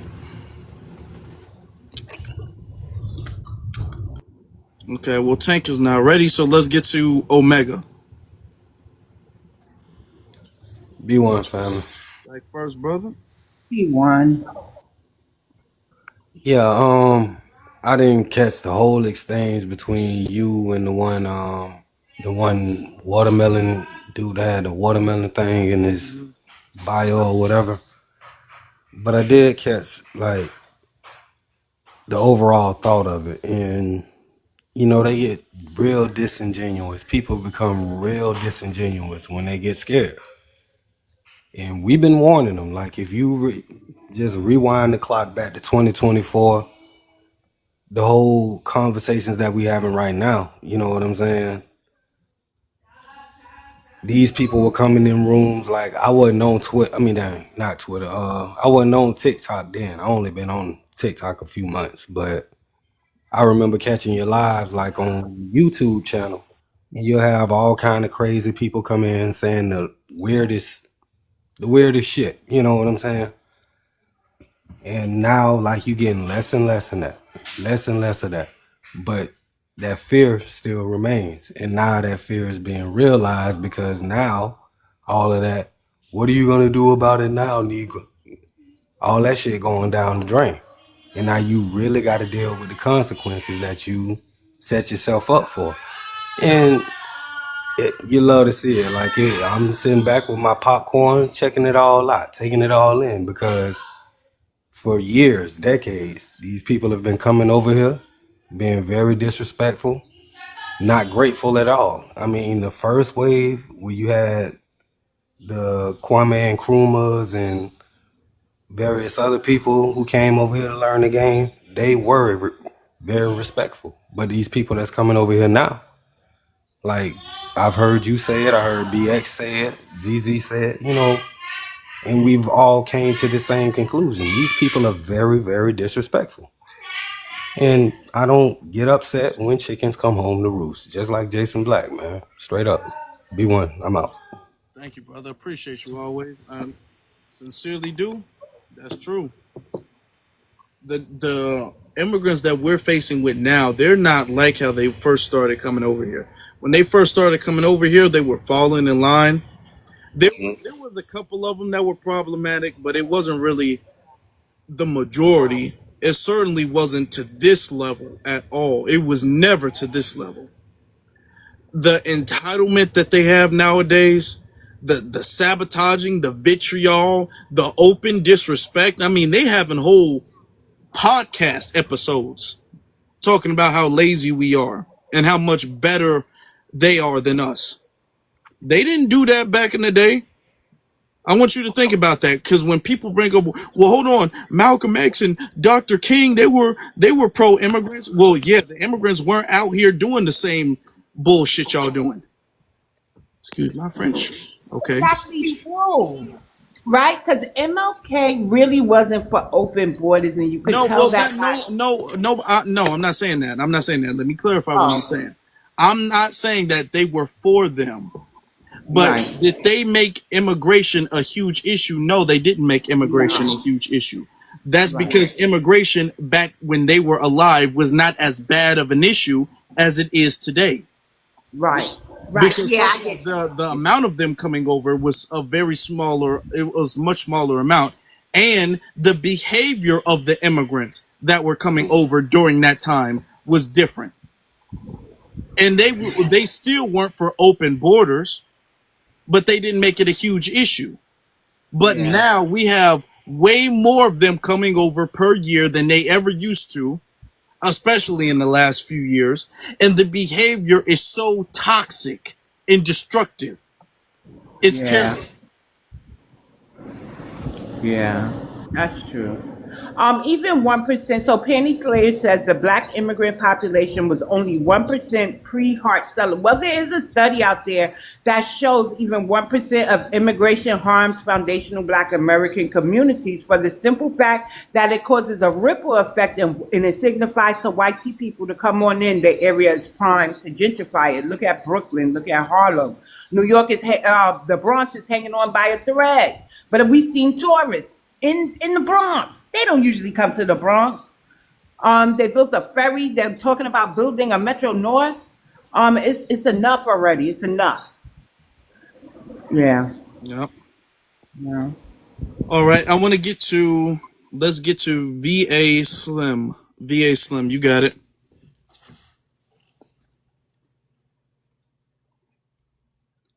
VA Slim, you got it. Thanks, Mike is back on just in case. I know I couldn't get to it earlier, but I'll wait till VA. Well, VA Slim already. Tank, you can go ahead. Where are you from? So I'm originally from Dakar, Senegal, West Africa.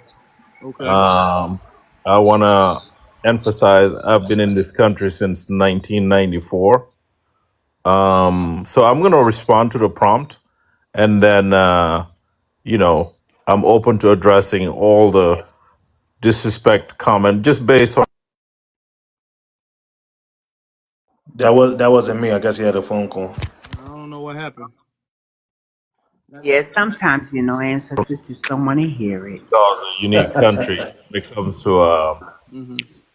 its relationship with America, and I think one of our most popular people is Akon, who's integrated with the African American music pretty well. But talking about the prompt God.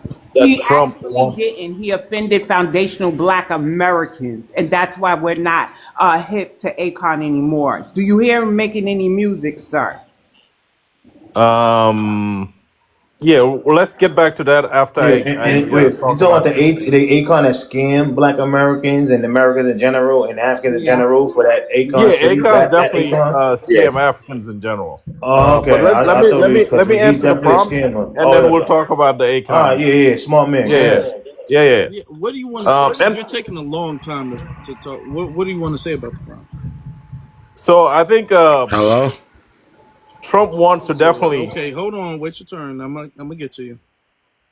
Yeah, I think Trump wants to definitely make America great again, right? So when you look at immigration, when you're pausing immigration from poor country and you're looking at it from a just economic perspective, and I went through the immigration process. I've been here over 30 years.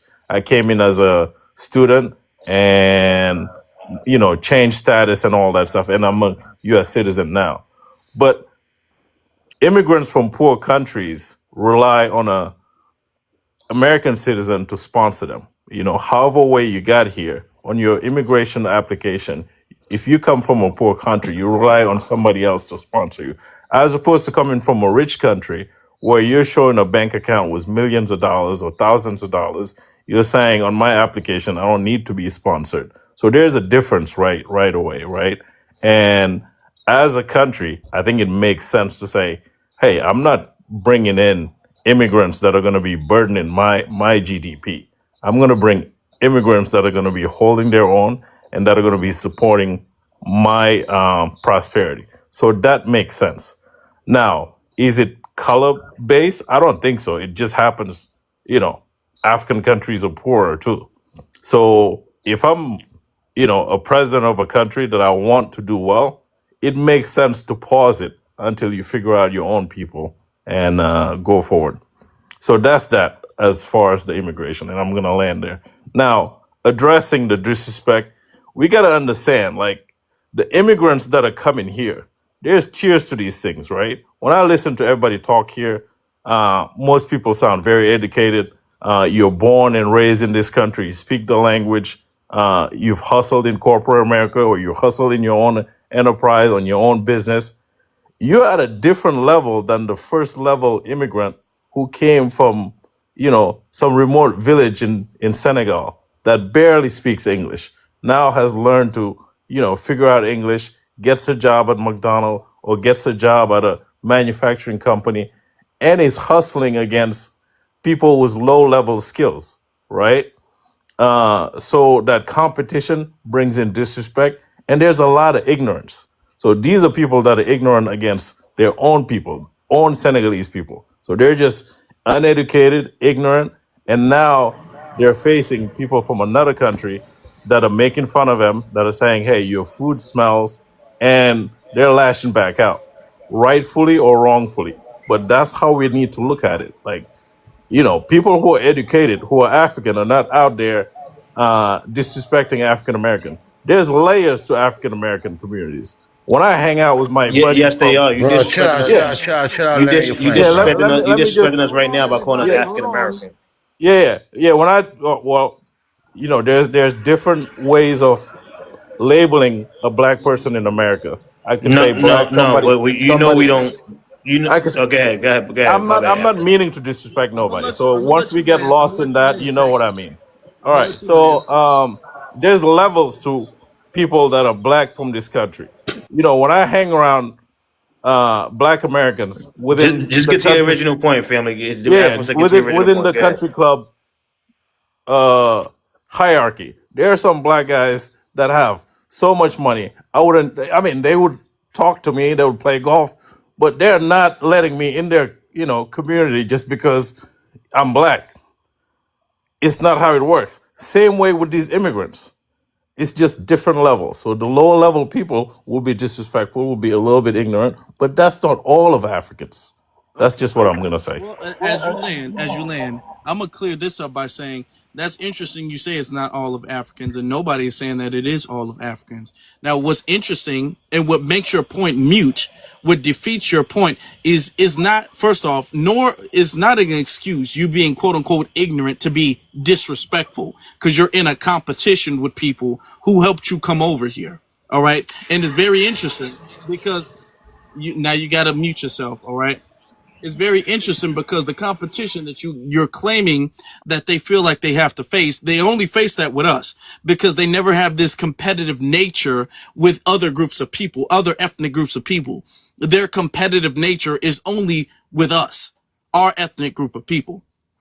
And that can't logically be the truth because we see different levels of socioeconomic status among Africans and they all have the same mentality and view towards us. You even see immigrants who were born and raised here who have the same mentality. The excuse that you're trying, or the pass you're trying to give them rather, is that, well, they come over, they barely speak any English, um, and they were able to somewhat figure it out and able to somewhat make it a little bit. And then when they got here, so they're just in survival mode. Don't you understand? Don't you get it? They're in survival mode. So they're like that with everybody. Okay.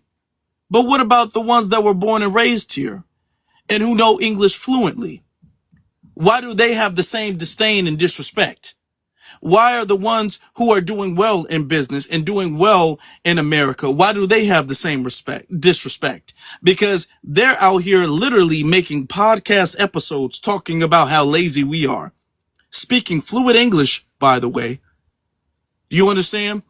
So it's not the super downtrodden poor, they can barely read, they don't really know anything, and they're just disrespectful to everybody. No. And framing it like that is disingenuous and is trying to give them an overall pass that they don't deserve and that we can't allow.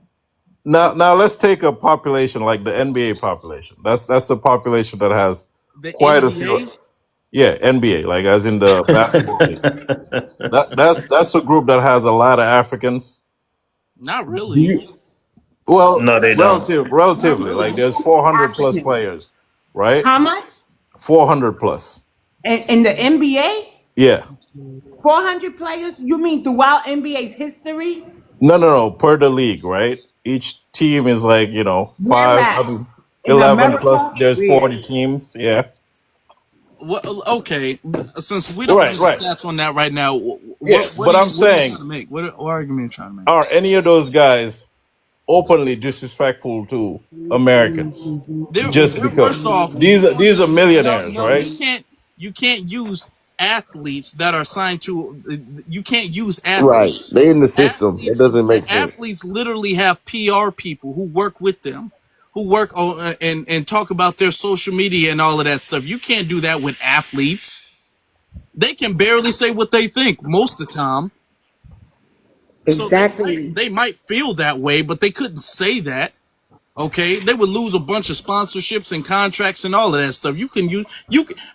With that argument, you couldn't say white people are racist because white athletes don't do that most of the time.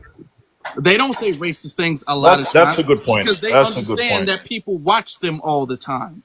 And they understand that people pay them based off of their brand. So they don't want to ruin their brand. So of course the African athletes, when they make it to the NBA, they're not going to say that. But we're not talking about athletes, okay?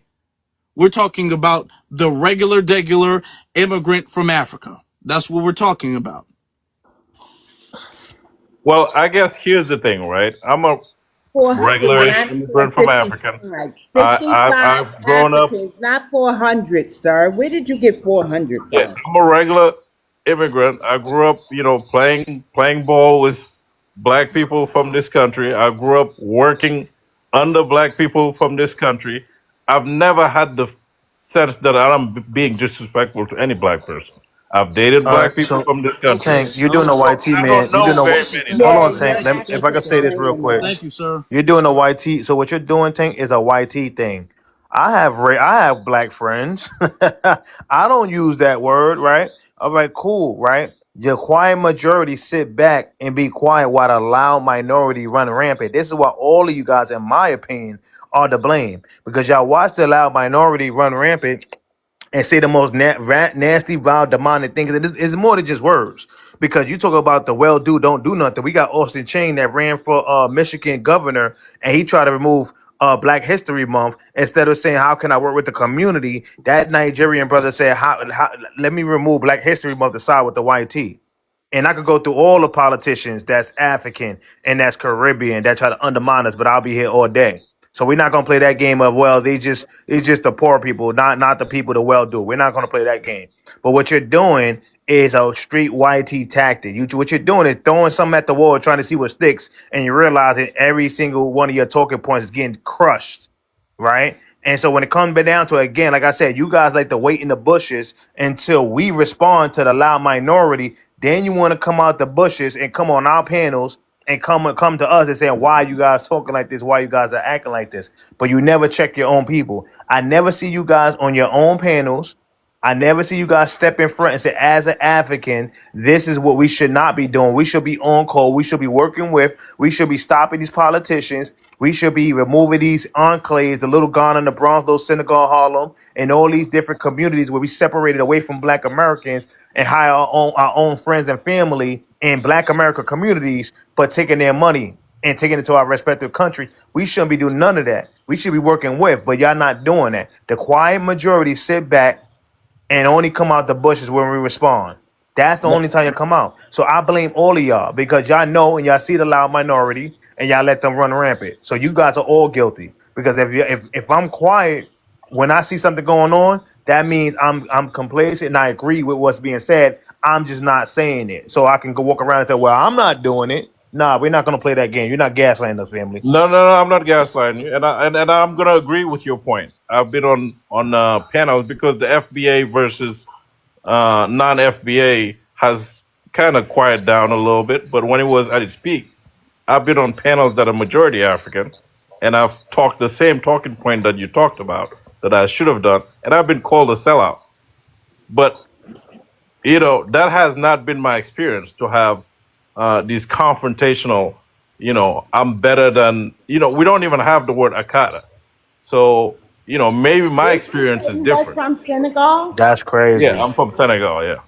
Okay, so it wasn't FBA versus Africans, right? It was the Africans, the Haitians, the Caribbeans, the this one, the that one, the this one, and that one versus the Black Americans. Because conveniently, this one don't like that one and stuff. The islands don't like each other, but they all get together to come against a Black American. What you're witnessing is a response, and I'm ready to move on from him, Afro. I think we heard his Yeah, point, and it he playing games, honestly. I just Yeah, went and they started try with to strong put words, that. and I've been ready. okay. I Thank you. know y'all wanted to respond to him after I talked to him. I knew you all wanted to respond to him, so I wanted y'all to Thank you, Afro. I appreciate get, you. get what y'all wanted to say out. Can I say something here? Hold on, I we appreciate it. got other people who haven't spoken yet. Yes, sir. All right, so let's get to TT. Salute family. I'm from the Bay Area. I live up in Tennessee right now. I've been sitting here and I've been listening to this live and other lives and just hearing and seeing the comments and just being in different spaces. I have a better understanding of what Martin said when he said that he feared that he had just walked his people into a burning house. Mm. I wish I had a time capsule where I could go back into time and all of our civil rights leaders that shed blood that marched and protested and had to give up their lives for civil rights. I wish that I could bring them back today for them to be able to see the disrespect that not only has been given towards them, but their descendants.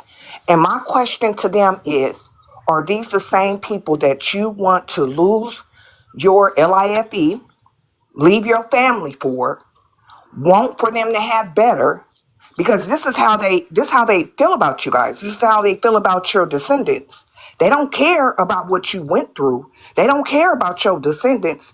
This is how these people really feel. Are you really willing to leave your children, your wife, and your people for some people that don't appreciate anything at all? I'm glad the Orange Man is doing what he's doing. What we are seeing now is we are seeing anti-Americans. If you look up into the comments, they've been telling us how they feel about us.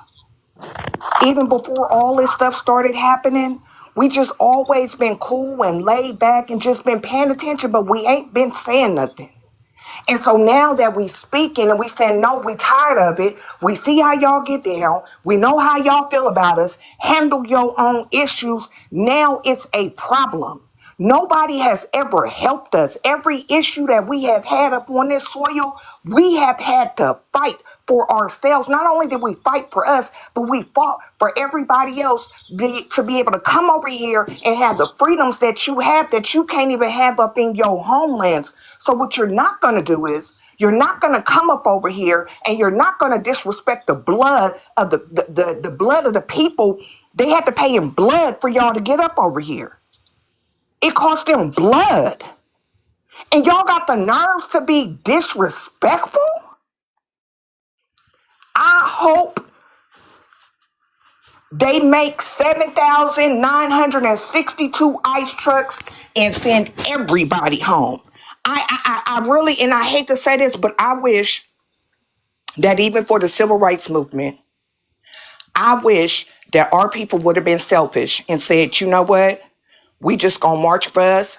Everybody else, let them think for themselves because they don't appreciate it. We are seeing it right now. They don't appreciate the sacrifices that was made. We are seeing the constant disrespect, and it's disrespect to the blood of our ancestors. They don't even respect them.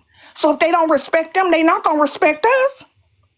But they gonna have to respect us now because we're not doing it no more. And that's the thing that's making everybody mad. They're mad because we see the game. We see what our ancestors went through. We see that these people are treasonous. We see that we can't trust them. We see that they don't even have no unity within their own homelands. We see that they are anti-Americans. And we are saying, finally, we are saying for all these years, we have always been on the front line to fight for everybody else. And when it's time for people to show up for us, we are always left standing by ourselves.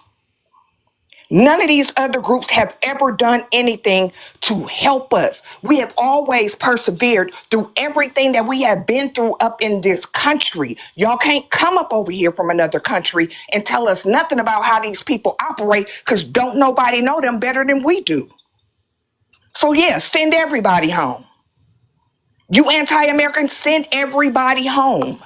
I hope they do overnight specials with ICE and just come get everybody and since you can't be respectful and you think that you better because the education and the jobs that y'all have up over here, thank us for that. That costs blood. Thank us for that. Thank us for the advancements instead of y'all living up in your homelands, barely having water, food, or whatever the case may be. Y'all able to come over here and have heat and have because of us, but it cost us in blood. We've been fighting every single generation. There is not one generation that we have not fought for civil rights for everybody else, and we're not doing it no more. So every man for theyself. If you ain't us, you better strap up.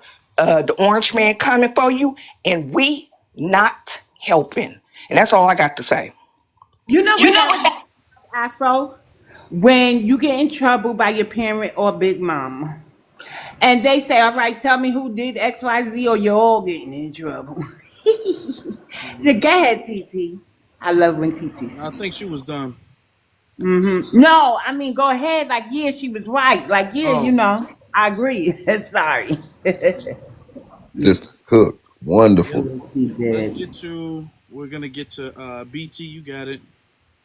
We're gonna. This is gonna be the last last panel. So after this, we're gonna wrap things up. Well, that's perfect. I got a lot to say.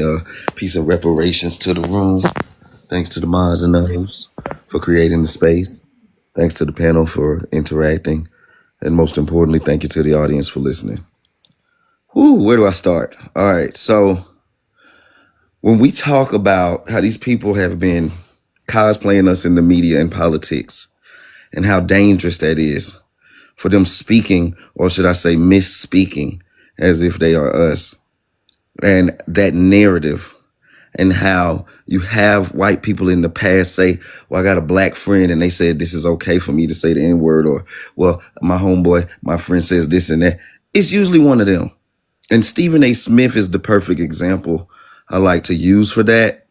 And that's why we have to delineate and disaggregate the data, but also socially. So not just the media and the politics, but in the real world on day to day, it needs to be known that y'all are not us. So no longer can you jump in and out of the blackness and be a Caribbean or an African one day and then be us the next.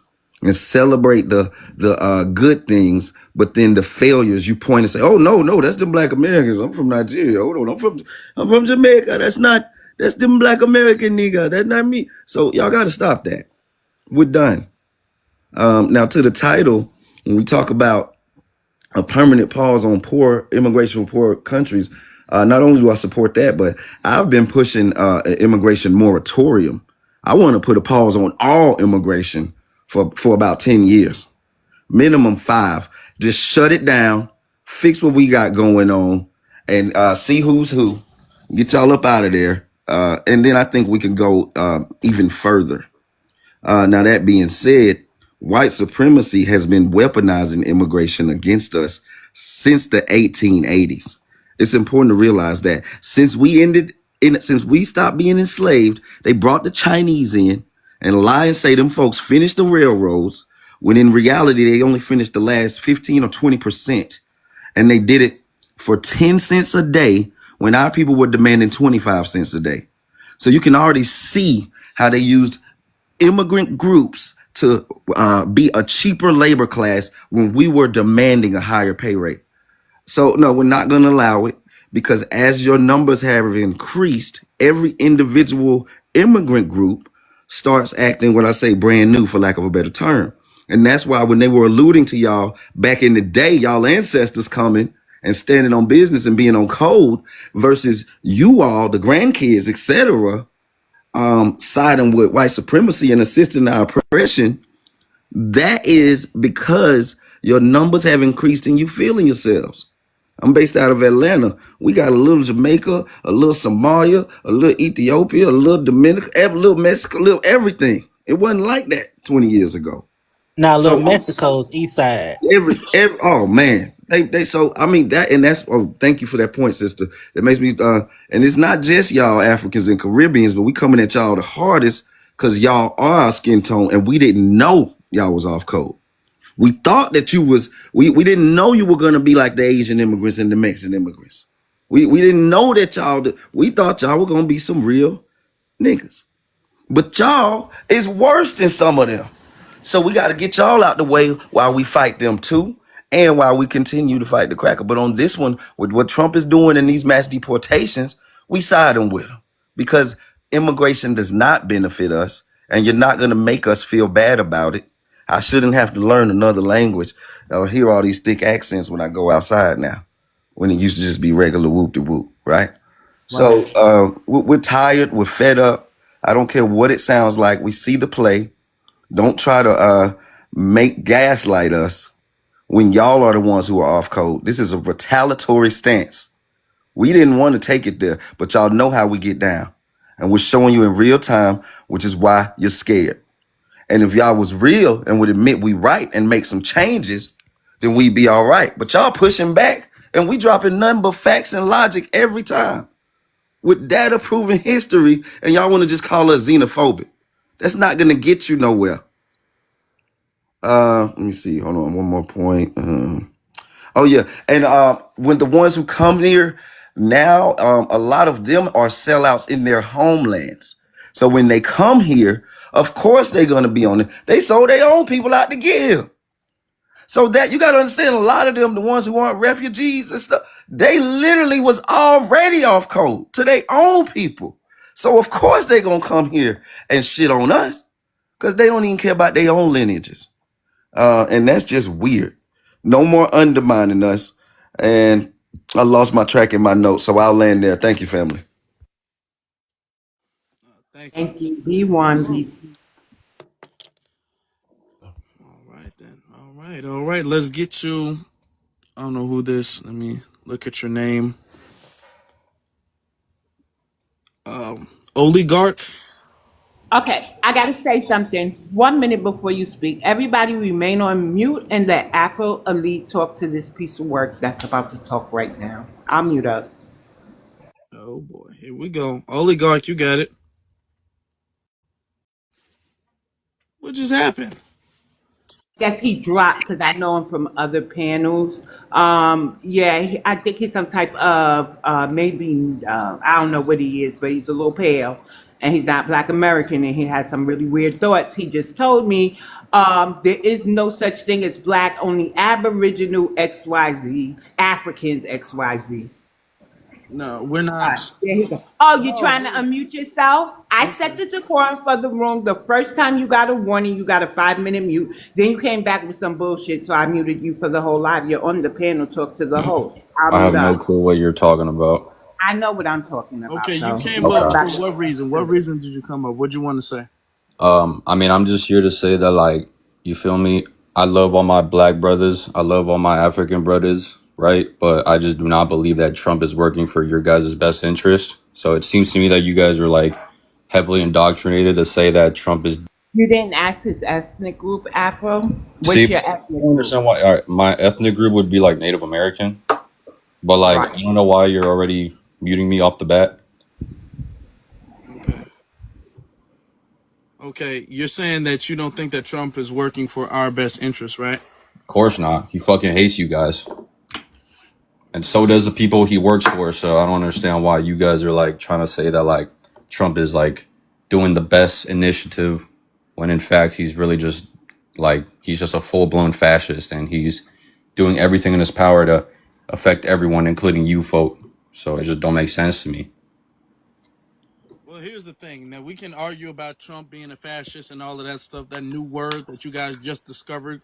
You guys were not calling him that a couple years ago. Now, everybody, they just discovered the word fascist. Most people who use it don't even know what the word fascist is or who is, because you could apply that, the fascist argument, to pretty much every politician, which I don't like none of them personally. I don't like any politician, not on the left or the right, but okay, fine. The new word, I get it. I get it when people find a new word, they want to use that new word. Okay. All right. But let's say that. And let's say Trump is all of those evil, bad, horrific things. I'm not saying that Trump is doing what's in our best interest for us. I'm not saying he's doing it for the purpose of helping us out. I'm not saying that at all. I don't think anybody else is saying that. But the reality is what he's doing, whether it's for us or not for us, the intent of who is benefiting from it, why he's making this policy, is kind of irrelevant, to be honest with you. If the policy overall benefits us as foundational Black Americans, then it's beneficial. Now, if he meant it to be beneficial for other people and it happens to be beneficial to us too, fine. Is he sitting up here analyzing our community and saying what is the best policy to help them out? I don't think so. He's doing things for the country in general, and the things he's doing for the country in general, some of the legislation we are supportive of, because those are good things for the country, and we live in the country. That's the same principle we should make with every single, or the same way of thinking we should have with every politician. whether that was Biden, whether that was Obama, whether that was Trump, whether that's whoever, whether that's the president, whether that's the mayor or the governor or whoever it is. If they make legislation and the legislation benefits us, the reason for the legislation is I'm not going to say it's completely irrelevant, but it's less relevant. You know what I'm saying? So just think about that for a second. Let that simmer. So if we're having a problem with immigration and now he's saying, I'm going to put a stop to it, whatever his reason for putting a stop to it is kind of not our concern. The result is our concern. So if we're concerned about the results, then we're not tripping on his intent, okay, or his motivation for doing it. That's never been relevant to us. And nor are we confused in thinking that he's doing it for our best interest.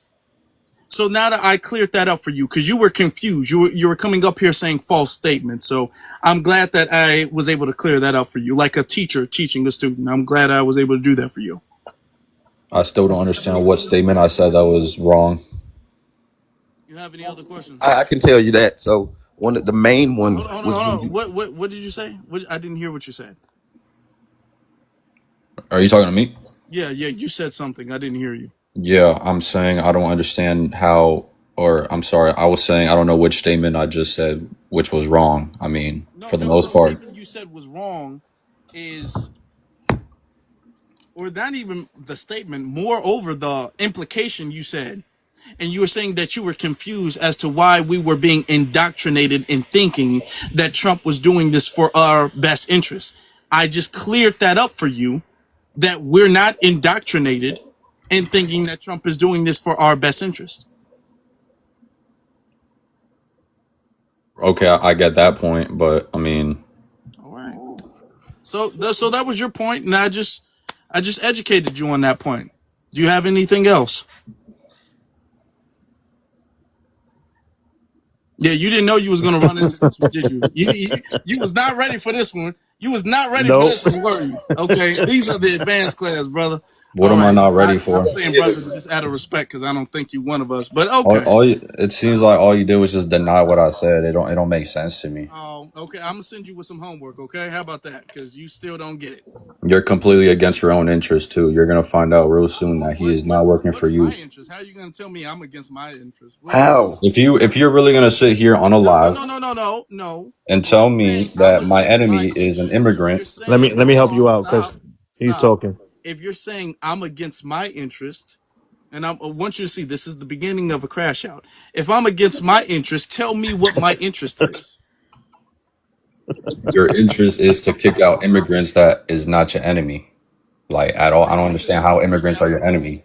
So you're not listening. My interest Immigrants are is not to like have everyone in this chat right now is trying to say that like no. Okay, what? come on. See, you're getting frustrated. I can tell you're being I'm frustrated not getting because you're frustrated. making You're just stuff up. muting me. You're making stuff up. That shows you're getting frustrated. What did I make up? Young man, stop, please. Because you're showing that you're frustrated because you're making stuff up. You acknowledge you lost the original argument. Now you're changing the argument and you're using a straw man argument by saying you guys think this and you guys think this and everybody on the panel thinks this. No, we don't. No, we don't. For over what we've been on here for like 2-something hours and we've clearly elaborated why we think what we think and given receipts and all that. And now you're crashing out. This is him crashing out because he lost. Who's crashing out? Like you're just the one muting me. Finish your crash out, sir. How am I crashing out? Or that should make no sense. You're making stuff up. You're the one voting for a full blown fetus. That's a Like you crash don't out. know shit. You don't know nothing about politics, gang. Like I promise you. I promise you, don't say gang again. Okay, first off, I didn't vote for I Trump. don't. Hold on. I didn't vote for Trump, but I want to Stay know on your from mute your button. position, You who have should no we have voted decorum. for? Who should we have voted for? Who was in our best interest to vote for? Yeah. To be honest, nobody. Shit, I didn't vote for Oh, myself. okay, Why all should right. we? So if nobody was in our best interest to vote for, then how are you going to get mad at me for quote unquote voting for Trump, which I never did? I, So what are you talking about? I This is never a said young man. Stop. You're embarrassing yourself, man. Stop doing that. Don't I even do never that. said that. You Don't did do say that. that. I And never you said know You you you did did. voted You for. say got that. recorded. Yes, you did. No, I Yes, you didn't. I did. never said you You voted for Trump. literally I'm just just saying. said that You I said, vote. Yes, there are over 300 people in this room who just heard you say that. I did not tell you specifically that you voted for Trump. I heard it. Damn lie. All right. Yeah, nah. You can leave. You can leave. This is over with. I don't Yeah. understand how you believe your vote matters, though. That's the thing. Like, How And our I that's don't the vote know even how you matter? believe your Do opinion you see counts. that? That's the you and Why look. does y'all he think his entire opinion You families see are counts? that? out of And then here, he just sir. left. Do you see that? Do I you see dropped that? him, Afro. I dropped him. I did. Afro, why does he think his vote count? I mean, his opinion counts. What do I think? My what? Huh? Why does he think his opinion counts? It doesn't. It doesn't count. And And that's, I knew you were the one to talk to him because I've seen him on other panels, and that's why I said, everybody go on mute, and I'm gonna go on mute, and we're gonna let Afro deal with the piece of work. he has to change his argument several times. And the thing is that I'm like, okay, because if you want to attack Trump's character, I'm not gonna sit here and defend it. I'm not gonna do that. I'm gonna defend what's in our best interest in the community. And then he's all like, I can't believe you voted for Trump. Okay, well, and instead of arguing now, say, who should we vote for? Well, nobody. Well, And okay, then. If nobody was in our best interest, how you gonna get mad at me for voting for Trump, which is something we didn't do? So you're lying. When they start lying and making stuff up, that's them admitting that they lost. Hmm? Let's get to the next speaker, though. The next speaker we're gonna get to uh the is it the black black? the black American House. I got so much to say because it's such little time, but I would try because it's just been so much that has happened. It's just interesting that Tank came up and brought up mentioning a language requirement, in which immigrants choose to move to a specific country, which means you have to learn the culture, which in America, there are two cultures. There's a Black American culture, and then there's a YT American culture. Then you also, if that language that we speak here, which is English, and it's not your first language, you should be trying and actively trying to learn our language here. It should not be the other way around where we having to get translators to understand what the hell you saying. Like it doesn't make sense. Because meanwhile, I have traveled to other countries. I have temporarily have lived in other countries, and I've had to learn their languages, and that was just the fact of it. It's just so interesting why you have people that will come here and think that we don't have immigration, we don't have certain legislation that keeps our borders protected from people who aren't supposed to be here. And the next thing, I'm trying to understand, how in the world can someone get a visa to work at McDonald's? Can you explain that to me? Because I'm completely confused. What type of visa were you able to get? Because I don't know any form of a specialized visa for anybody coming here that should be able to work. That's what it just baffled me. Um, the next thing is specifically bringing up only Mexicans being deported when I know many European immigrants being deported on a day-to-day basis. They getting deported back to Ireland. They getting deported back to Italy because they came here illegally, overstaying tourist visas. And I'm just still lost with the last one talking about he's an Indian, but you sound like a $5. Uh, and that was one thing I was trying to ask before he dropped. Are you the descendant of the ones that were um who wrote that, where their ancestors wrote their names to be on the dolls rolls? Because I'm confused, very confused. Because you don't sound like it. It's either it was the dolls rolls, or you have native ancestry, but y'all have gotten to the point where y'all so YT, we can't tell if you got any doggone native ancestry. Because I know you up in here pocket watching. You can keep on watching me. I'm gonna be on your ass, Mm. and we gonna be getting all of y'all illegals up out of here. Cause I'm sick and tired of how of how it blows my mind. So many like government programs have given them the golden platter to use Medicaid or food stamps and WIC, and they have never paid a dime into our taxes. But I'm just, this whole situation, it just still baffles me why people act like there's no such thing as immigration in America when it comes to this country. And I'll land right there because I already got a little bit of a headache from that last one. Yeah, Lord. man, it's been a lot, ain't it? Mm-hmm. Hold on, do we I have a already got my request? CBD. Nah, we got a bunch of requests up here. Oh Uh, Lord.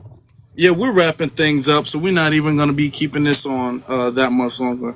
When we start wrapping things up, I don't want to get to a whole bunch of people we've already spoken to before. So you know what, I'm gonna Mhm. get to. But so thank you for that. I appreciate that. And as far as immigration goes, yes, we have been feeding, and they've bit the hand that fed them, and now they got to pay the consequences for that. This is the real world. This is the real world. And I'm telling them, And hasta good la ones too, vista, baby. eventually. Uh-oh. But let me get to. Let me. Astro, Huh? yeah, the man is back in the box. Oh, I see him. I see him. He's. Okay. We're wrapping up. We're not even going to be doing that. All Let's right. get to Ella. You got it. Good evening, you guys. I didn't even know that I was up here. I thought I unquest request myself. But hey Elite, hey Bronx. Yeah, I just think it's so funny. You little Siberian Huskies get up here and try to call out Trump about being a bigot, but you guys are the most bigot people on the goddamn planet. I wanted to ask you about how you feel about all these so-called Native American tribes that's being forced to put their dark skin Indians back on into their tribes. Don't get up here telling nobody about no bigotry. I'm so sick and tired of you and you Latinos getting up here talking about somebody being bigot when you guys then duped the so-called Native Americans, the dark-skinned ones that you guys kicked out of the tribes. You didn't duke them out of all types of money.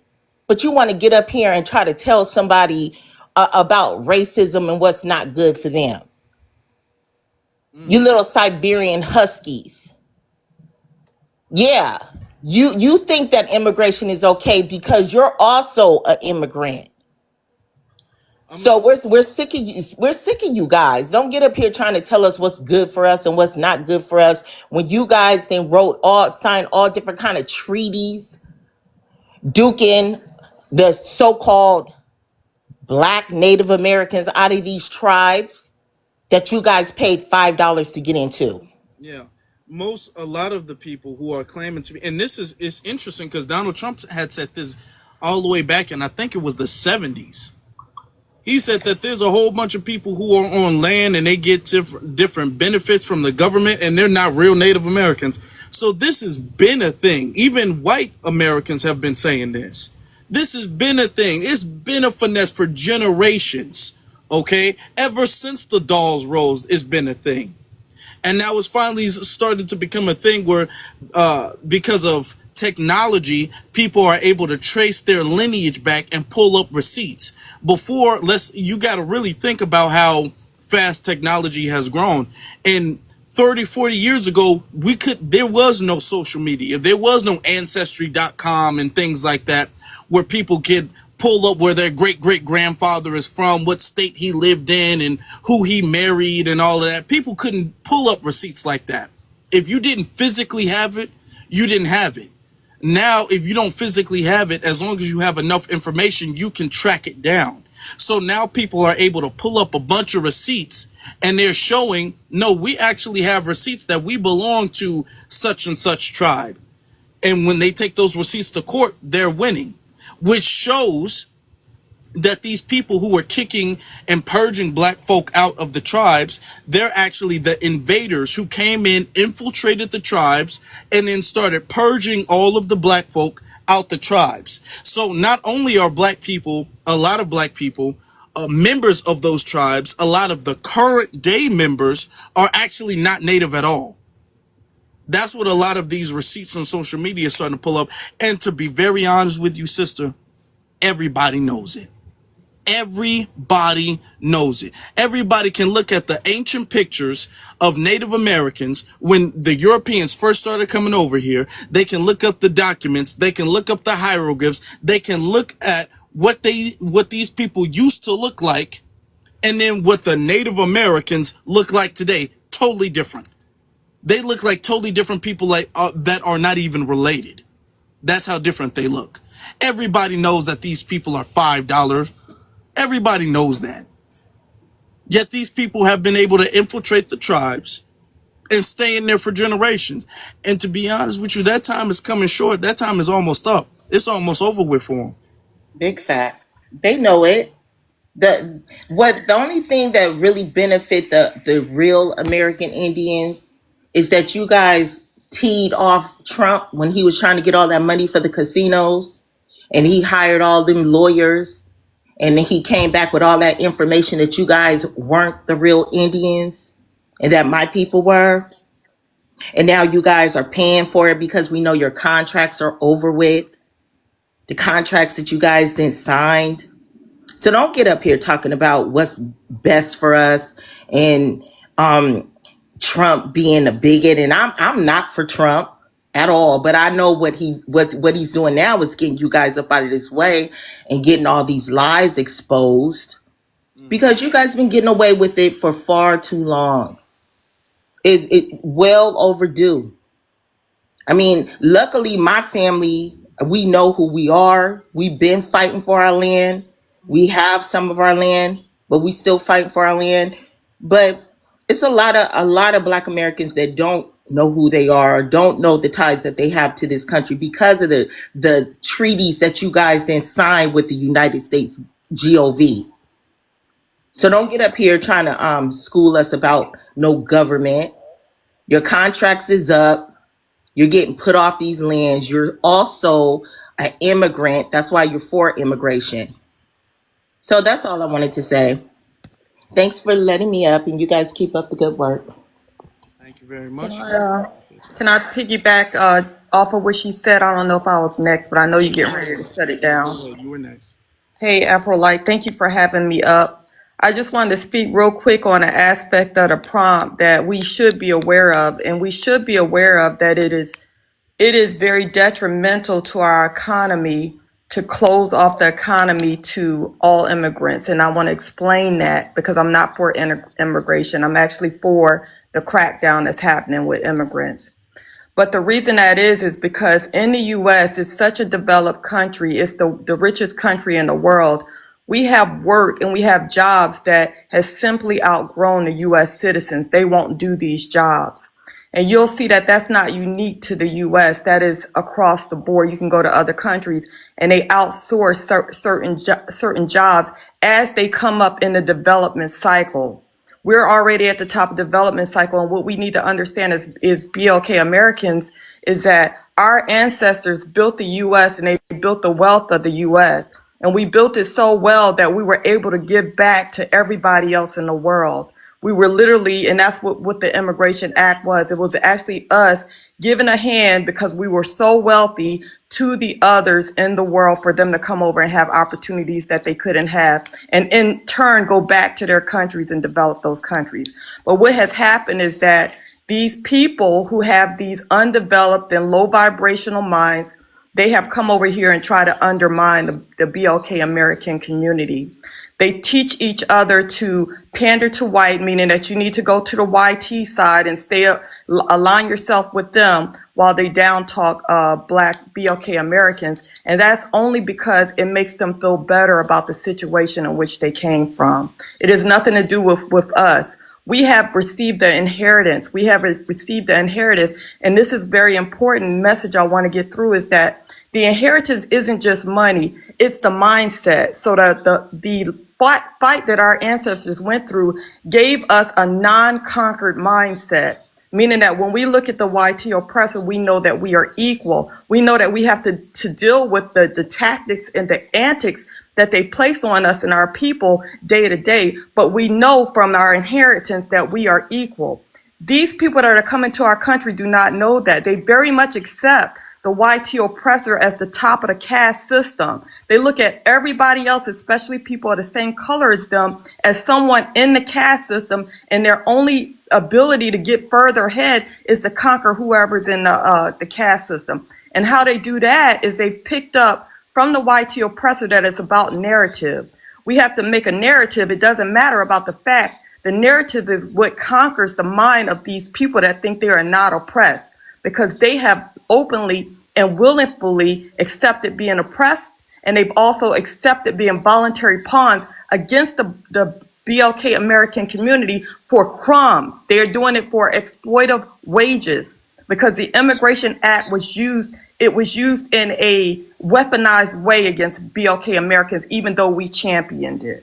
And that's where I'll land my plane. That's true. It was used against us, and we were finessed. Okay, we made assumptions of them, improper assumptions, that they were going to come here and be allies in a fight, but we were wrong. And now that we know that, now we're correcting our course. Now we're changing, and we're adapting to the new information. And that's what intelligent people do. They adapt to new information. Before, when we were championing them and we were asking them to come along and jump and be on board and all of this kumbaya stuff, we thought that they were thinking how we were thinking. We realize now they were not on that type of page. They were not on that type of time. They weren't on that type of time back in their homeland, and they're not on that type of time when they come here. Now we realize that. Now we know it. Okay? The cat's out the bag now. Anybody who denies that are either trying to finesse, they get some type of business or some economic gain with immigration, like the go back to Africa thing. Like you see some of the Pan-Africanists still trying to have vacations to Africa, so they still want to push Pan-Africanism. I'm not gonna say any names, even though I can. Y'all know who he is, but you know what I'm saying. Like it's everybody who's pushing that ideology of we got to do this for immigrants is either an immigrant themselves or is a part of some type of finesse, because we all know by now. We all know, and it's important for us for the future to change course, to change our direction. That's what we're doing, and we're not going to be shamed with it either. I'm not going to be shamed with it. It is what it is. And I want to thank you for that. And I want to thank everybody for all of the likes, all of the gifts, all of the And can I say one solution? Because I always want us to talk about solutions as well. I just want to have this as my ending statement. We are under attack, as you see, by everybody in the world because they have aligned themselves with the YT oppressor, thinking that the YT oppressor has the upper hand right now. We know that the tables are turning on that. But the thing that BLK Americans need to do is we have to start taking care of each other. And the example I mean by that is, like, in the past, maybe there are jobs and things that we've had with certain rules and things, and we say, oh, you got to follow the rules and you got to do this. But we need to start looking at each other the way that they look at each other. We giving each other a hand no matter what. Whatever situation, whatever position you are in, if another BLK American is standing in front of you, you have to recognize them as royalty. That is what we're not getting. We are royal. We come of royalty. And y'all have to recognize an example of that. I was flying out of the Atlanta airport, And the lady I was talking to, we both were BLK American women. She not only gave me every one of my bags for free, plus I was traveling with my pet, no pet fee. She had one of her YT workers, because this was somebody in a position, workers walked me to the front of the TSA line just because she could. And I'm saying that they do that with everybody else. We are always taking care of everybody else. But we got to start looking at each other and saying, I know that they're lying in the media. We sit in high places. We have important positions, and we need to start using those positions to up our people, to take care of our people, especially in this particular time. It's the same thing. If we hear somebody disagreeing and we're both BLK Americans, we should not be disrespecting each other at all. We should always find a way to uplift each other. And I mean, like, logistically, you see us out there, whatever position you in, I don't care if you baking a cake, bake one for that BLK American that's in the third in line. If you somebody who can cut grass, go and cut the next three. You don't got to do it all the time, but we need to start looking at each other and saying, how can I help you? Because you royalty. We getting treated like we not right now, but we know we royalty. And we about to start bestowing on each other what we have in our toolboxes. Because, baby, we got a whole lot. We got a whole lot that once they see us blessing each other with it, and we're withholding our goodness from everybody else, they will have to turn around and think about what they've done, because we're sick of it. We're sick of it. And the first step is for them to start admitting what they've done, but it hurts them so much pridefully to see a person of color stand tall in the entire world. It hurts their pride because they're not developed the way we are. They are not developed the way we are. Can we step away from the person of color, because we're not that? But I want to say this: those jobs that they say we don't want, usually farming, they have machines now. They also have youth in the north learning farming. So we really can't close the doors on immigration. Other jobs that may not want to be done, housekeeping, but Black Americans have housekeeping companies. So I think that we could step away from thinking we need an immigrant at all. Now, will we get all the immigrants out? No. So some of them will be lucky. But I'm tired, we're tired, and we need to heal and focus on us without worrying about whether or not we need the immigrants. We actually don't. That's just me. Yes, indeed. Yeah, we don't need them. We've always been good without them. We don't need them now. I mean, they're leaving, and you don't see us falling and dropping and all of that. We don't need them. We never did. So let's not pretend that we do. Now, if you guys want to listen to the playback of this, you guys need to go to For the Culture on YouTube. All right, that's where all of the playback. I want to make sure I clarify something. I never said we needed immigrants. I said we were helping the world develop. When we the door to all immigrants. When we bring in those immigrants that source those positions that we have outgrown because of the wealth and where we sit in the world, we're literally helping other countries develop. Ma'am, I don't care about those other countries. Yeah, I'm not saying we do, but the conversation was we can close the door on immigration now. We need to heal. Right? As a people, we need to heal. As a country, we need to heal. We have enough people in here, and the ones we get out are going. We don't need any more immigrants for the jobs we supposedly don't want to do, because they got machines and youth learning those jobs. Employ us. Let's stop worrying about everybody else. They ain't worried about us. Everybody's praying for America to fall. You know how many times I've heard these people waving foreign flags, protesting against leaving, but they're all saying America's going to fall. America is not falling, and as soon as we get those who want it to fall out, we'll be better off.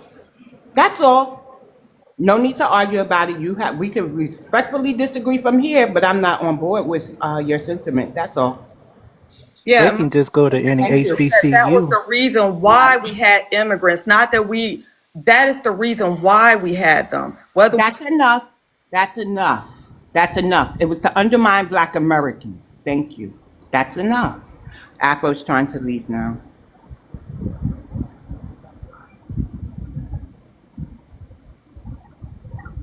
We're ready for you. I try my best not to get frustrated. I really do. But y'all make it difficult. Y'all really do. Please don't do that again. Well, I'm in the middle of speaking. Y'all cut me off and all that. Okay, I'm sorry. Yeah. Well, the ex, that's Read the comments, though. no, Yes, I'm not. Tony. No, Very, I'm not talking very, about you. very. I'm not talking about you. Thank you. But if you want to listen to the playback of this, go to For the Culture on YouTube. Go to For the Culture on YouTube. All right. That's where the playback of this is going to be. You guys get to listen to that. Y'all get to listen to all of the playbacks of our good live streams. We do this on a regular basis. So I appreciate you guys for that. I appreciate you guys for the likes. I appreciate you guys for the comments. Appreciate you guys for all of this. The likes, the comments, the shares, all of that stuff. Even the people who've come up and disagreed. Do you see how we can respectfully handle a disagreement? All right. And I got a little frustrated, so that's why I didn't say anything. Because sometimes it's better not to speak when you're frustrated. So I just kind of let BX handle that situation. Because, ma'am, you were wrapping up for the longest time. So, it needs to be said. But we're wrapping things up now. We're wrapping things up. I thought we were Yes, wrapping things up. But yes. ZZ is here. Hey, Real quick, right quick, real quick. My bad. I know I you called you really right me there. came on that damn so playback. hard. And she did that on purpose too. She was probably watching from a burner account or some shit like that. She really Not the burner came account. and brought some stuff. Okay. When For the Culture came in the room, she was on the backup page. Okay. I saw it. I be seeing You it. know we on CP time.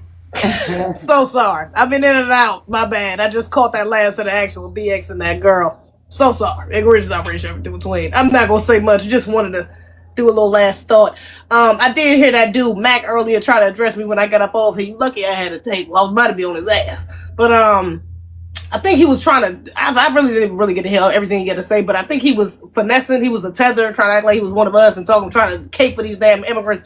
Look, I don't give a damn if you're white, black, brown, purple, yellow. You got to go, okay? The order in which that happens, yes, of course, this is white tea supremacy, so of course the blacks gonna go first. It is what it is. I mean, hey, but you niggas ain't lining up at the door, volunteering to leave the fucking country.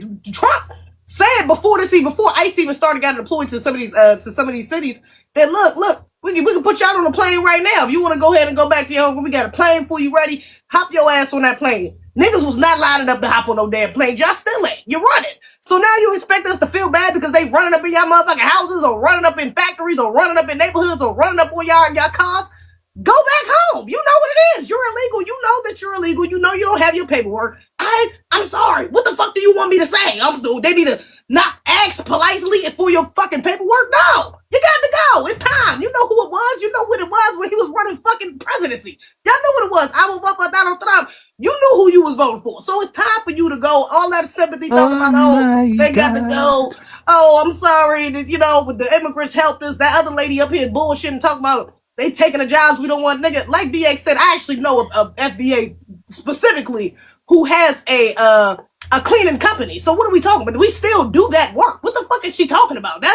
We take every job. We got FBAs in all positions. It's enough of us to take all these goddamn jobs. I don't want to hear that bullshit about they just doing the jobs that we don't want to do. What's that white lady said? I mean, that white T woman from the real Osborne. She said that on the real, talking about there we go, Kelly Osbourne. She was like, yeah, if the Latinos go, who's gonna clean the toilets? I mean, I didn't mean it like that though. So now it ain't racist. I'm just saying. And are they supposed to be doing the jobs or not? So yeah, let's just keep it a bean. We can do our own motherfucking work. We don't need no illegals or immigrants, even legal immigrants, taking our jobs. Point blank, I don't give a damn what the job is. FBA should be the first person alive. But I digress. Illegals got to go. It is what it is. FBA all day, we delineate. Shout out to the chat. To the panel. Thinking Melody said they need to clean their own damn bathrooms. The issue is they want to pay $1 for the job. To build their own bathroom, that's the problem. Hey, need to build their own sewage system too. They ain't got them in some of them countries. Oh, we ain't using our shit. Yeah, we clean our own shit. I'm sorry. Put it to Oh, I thought I had because everybody I'm reading people reaction. They like, I only saw. I think it's M. Lynn. Is that Lynn down there? She was like, you ain't tell us nothing. We don't already know. I said, BX, you gonna have to be the one.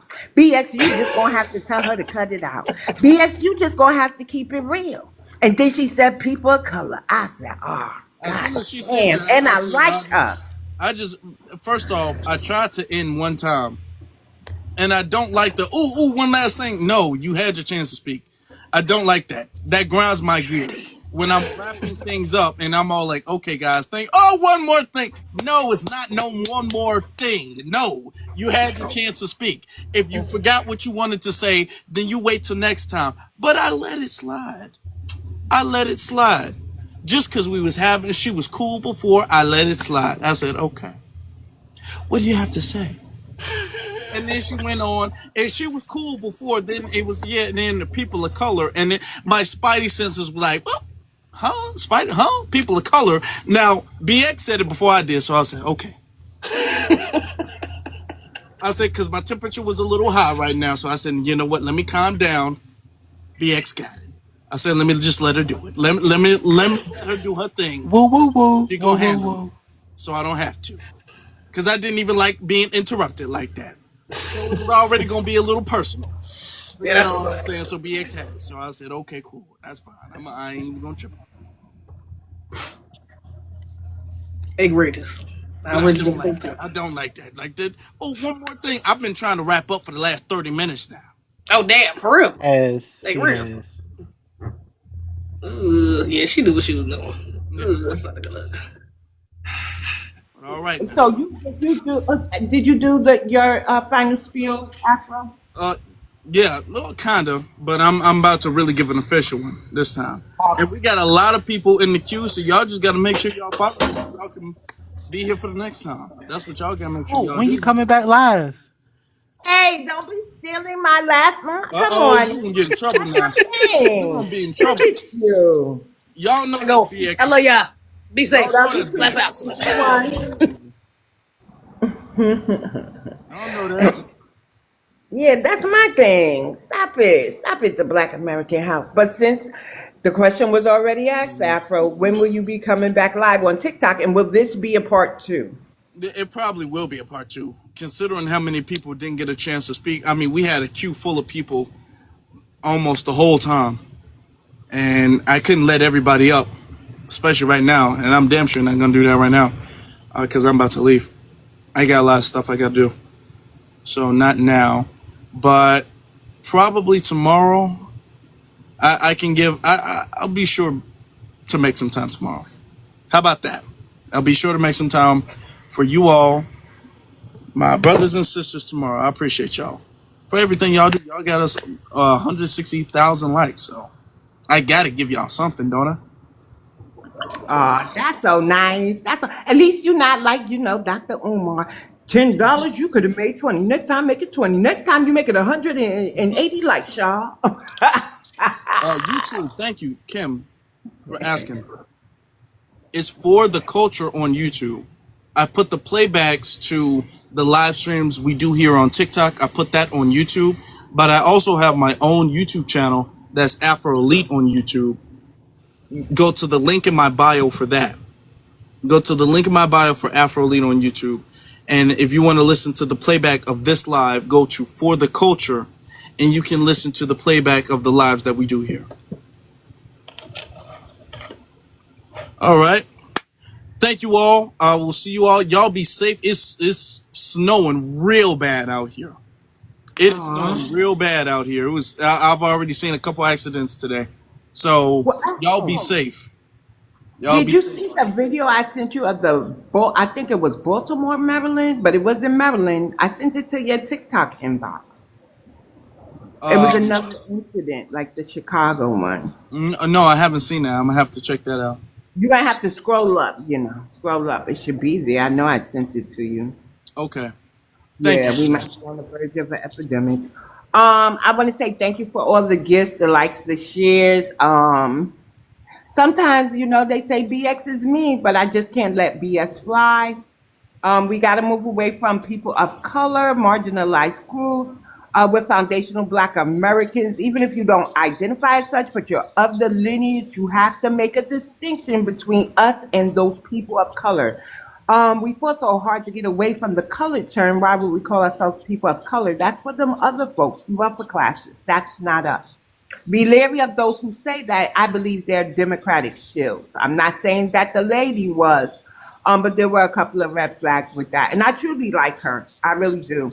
However, I have to, I wouldn't be me if I didn't set it straight. So that's it. It's no need to change the story after I call you out on it. And it is what it is, and we just gonna disagree.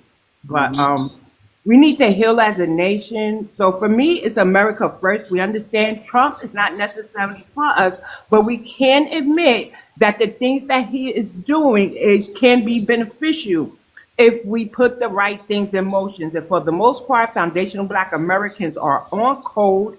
We're unifying. We decided not to keep up any gender divide, colorism, all that passport system business. We're moving forward. One band, one sound. Is that how it goes? Yes. Please participate in our calls for action so that we can follow Cali. Cali has set a precedence with the delineation bill. New York is up to bat. In any other state, Detroit has reparations hearings. I'm getting word back that our hearings are empty. Please put asses in seats. Please show up, show out. Even if you don't speak, let's give them hell, even if it's silently. I love us for real. Peace, love, light, and reparations to my foundational Black Americans and those of the lineage who can identify as such. Yes, ma'am. All right.